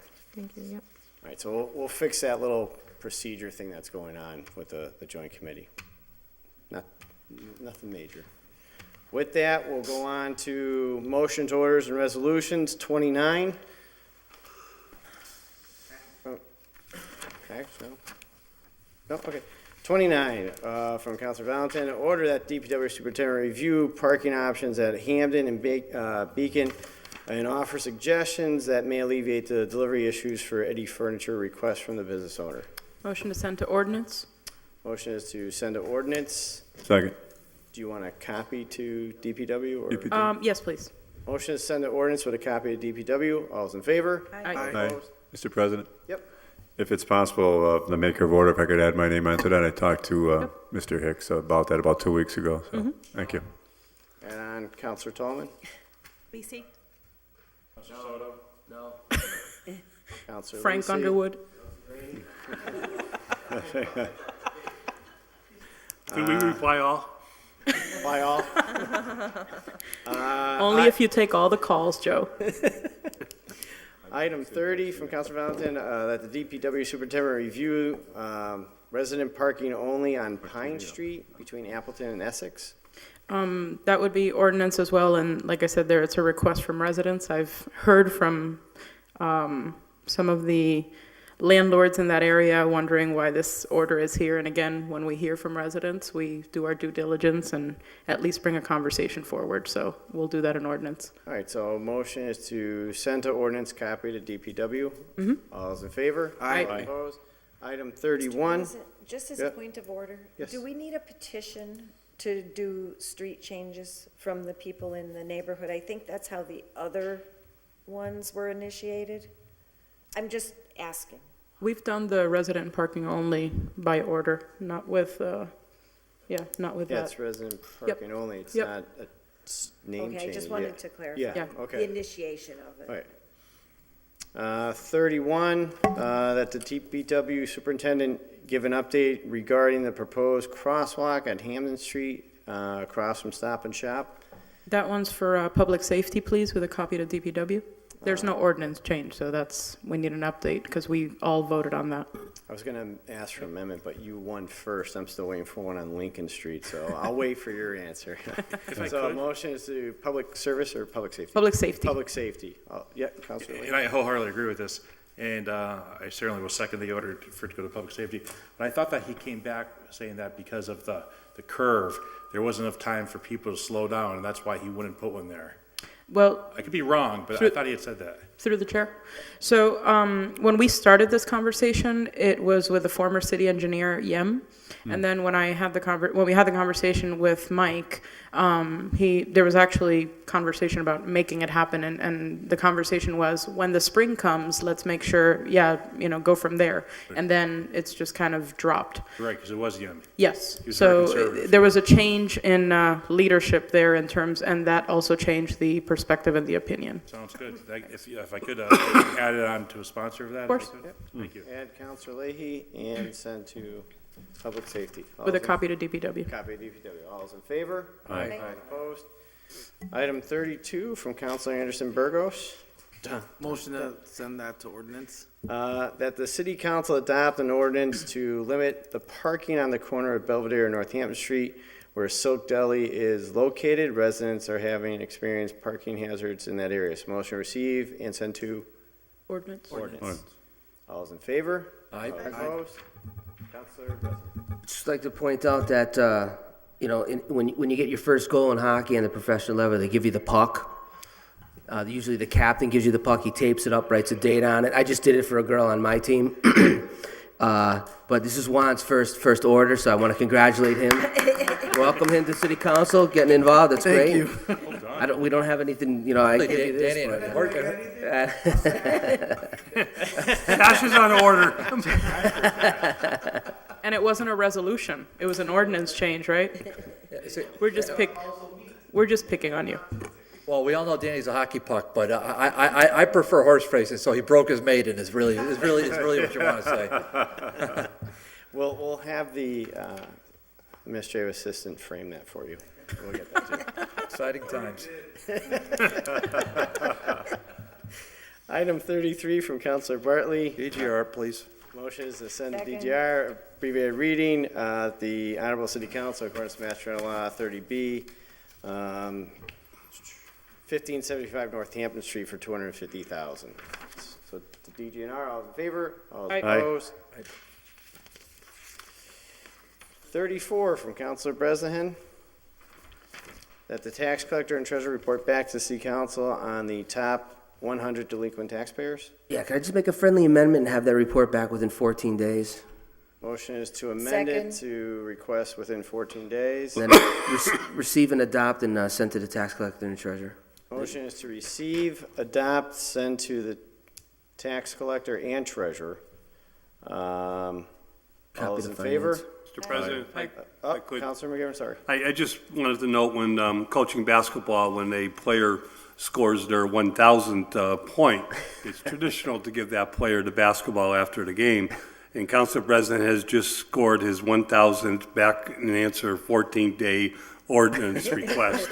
So we think we should be presenting him with the. So we got a horseshoe, a basketball, and a hockey puck. Is that what we got tonight? That's a so good far? joke. Oh, it's getting late.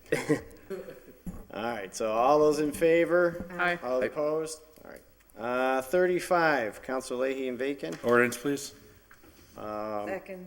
Motion to send to ordinance that amends section 1835C off to ordinance. All those in favor? Aye. Opposed?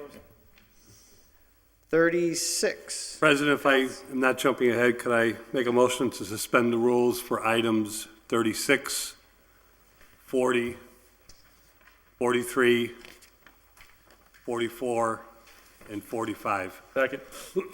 36, 40, 43, 44, and 45. And to refer each of these to the Committee on Finance. Second. Second. Motion is to receive those orders as a package. All those in favor? Aye. All opposed? Abbreviated reading, please. Yep, 36 is from DPW, 28,000, to DPW City Engineer, 28,000. 37, oh, we don't want 37. 40 is the Jackson Sewer CSO grant. It's sticky. 43 is from, no, that's firefighters. I'm sure Joe doesn't want that one. No, 40 actually, listening to Counselor Bacon, I'd like to get one more shot to get the fire department to say the things the police department already has. Okay, so 43 is the firefighters, $3,994, 200 on duty. 44 is $513.19 for legal department recording fees prior fiscal year. And 45 is $279.10 for Board of Health unencumbered fiscal year bill. So all those is to receive and refer to finance. All those in favor? Aye. All opposed? Now we go back to 37. Mr. President, if I can make that same motion to suspend the rules for 37, 38, and 39. Motion to suspend the rules, take up 37, 38, and 39. All those in favor? Aye. All opposed? 37 is policeman, $3,683.07 to pay injured on duty. Same for 38, but that's $1,503. And 39 is $4,841.52. Injured on duty, but then $500 for a stipend. Do we know what that's for? What's that? With that, I will turn over to, The idea here is, as we discussed earlier this evening with the Finance Committee reports, that each of these would pass their first reading and then be adopted this evening. A quick look at them, they're just about to a T, the same injured on duty, same officers that are qualified because they've gone to the through the medical exams and stuff for the purpose of the accounting purposes, what we're actually doing for the transfers. And I suggest that, because they're actually going to come up every pay period, that tonight, whenever possible, we can just pass them on the floor. just one question, Councilor McGivern, number 39. I only noticed that when you read it. I do not have an answer for the stipend. Because you're taking from patrolmen, which would be their salary to pay injured on duty. We all understand that, but the 500 is, Can we send that to committee? that one just seems a little. That's fine. I missed it, but that's fine if we No want. problem. So the motion would be to take 37 and 38 and refer to finance. Is that what we're looking for? Yes. All right. All those in favor? Aye. All those opposed? 39? No, No, sorry. sorry. Pass. Adopt. Motion to reconsider that. Motion to reconsider, we did that wrong. Second. It's late. All those in favor? Aye. All those opposed? 37 and 38 we're looking to approve tonight, correct, Councilor McGivern? Correct. Pass the first reading if we All right, could. motion to pass Second. first reading. All those in favor? Aye. All opposed? Motion would be to pass the second Second reading. reading. Second. Clerk will call the roll. If you're voting in favor, you're voting in favor to move the money over to pay injured on duty. Valentin, Yes. Anderson Burgos, Yes. Bartley, Yes. Bresnahan, Yes? Leahy, Yes. LeBron Martinez, Yes. Lisi, Yes. McGee, Yes. McGivern, Yes. Roman, Sullivan, Yes. Tomlin, Yes. Bacon. Yes. 12 yeas. With your vote, you approve the transfers. 39 would be a motion to go to finance then. Second. All those in favor? Aye. All Aye. opposed? 41 is from Counselor McGee and LeBron Martinez, order that the city invite in Margaret Woods to discuss the two middle schools. Refer to Was it finance? Yeah, Finance, because yeah. the bonding. So motion to refer to finance. All those in favor? Aye. Aye. All opposed? 42 from me, order that the city council expand the search, that the city auditor position change the residency requirement. Could That'd you be add Sullivan ordinance. to that? Can I be added to that, please? Add Counselor Sullivan. Valentin. Anyone else? It's not a charter issue? President? I just want to make sure it's not a I charter don't know, issue. that's why I was wondering, do you want us, was it an order or charter that I didn't check? Some are by charter and some are by ordinance, and the auditor one, I think, is an old one. So Well, I'm we not send it sure. to charter and rules, and if it has to, we'll send a copy over to ordinance. All right, And 'cause- we can always send it that My way. name on that. What, sign on? I'll have my name on that. Counselor Lisi. So refer to charter and rules, copy to ordinance. All those in favor? Aye. All opposed? 43 is done, 44 is done. 45 is done. 46 from Counselor Bacon. That the city council receive an update on the investigation, the wire transfer from the treasurer's office made in response to an email. I think we would perhaps need an executive session on this to get briefed on it. So, I'm not sure what the best way to proceed is, but I think it would be better than reading articles in the paper also. all right, so I'll make a motion to To a lot refer of, to law and request an executive session. Do it Okay. that way? And we'll have to That'll come be up my with a date. motion. So motion is to Refer to legal. refer to legal and request an executive session. All those in favor? Aye. All opposed? 47, Counselor Bacon, that the mayor request and transfer from his budget, mayor's office, to restore the illegal transfer of $5,000 each budget, DPW and Park and Rec. This is a little bit tongue-in-cheek because I know it's the full discretion of the mayor, so it is a request. Because at the ordinance committee meeting, not only this withdrawal from our accounts, but every withdrawal that was made with the debit card, we were told was done in violation of procurement laws. So I do believe we may be facing some liability in the city if the funds are now not available for the purpose for which they were designated. So it's in that spirit that I'm asking the mayor to restore the funds. Thank you. So would you want to send to a committee, or would you want to? I would just like to send it over to the mayor. It's a request. I think there's other implications if that money's not made available. We're waiting for specific documentation as to the object codes that the $5,000 of each department came out of, but it was clear that it was not for this purpose. So a motion be receive, refer to the mayor's office? Yes, Okay, please. motion is to receive and refer to the mayor's office. Is there a second? Second. All those in favor? Aye. All opposed?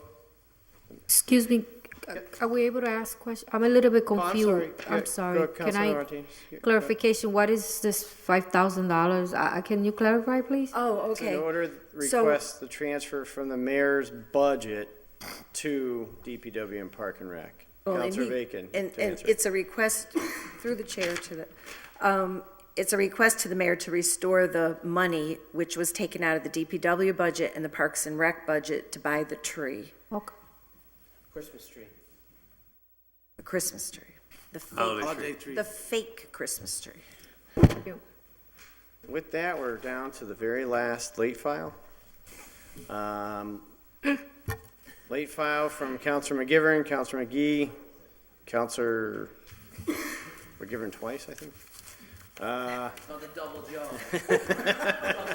Double Joe with cream. Mr. President, I would just like to point out to everybody here that you're not supposed to just print your name on an order, you're supposed to sign it. Thank you.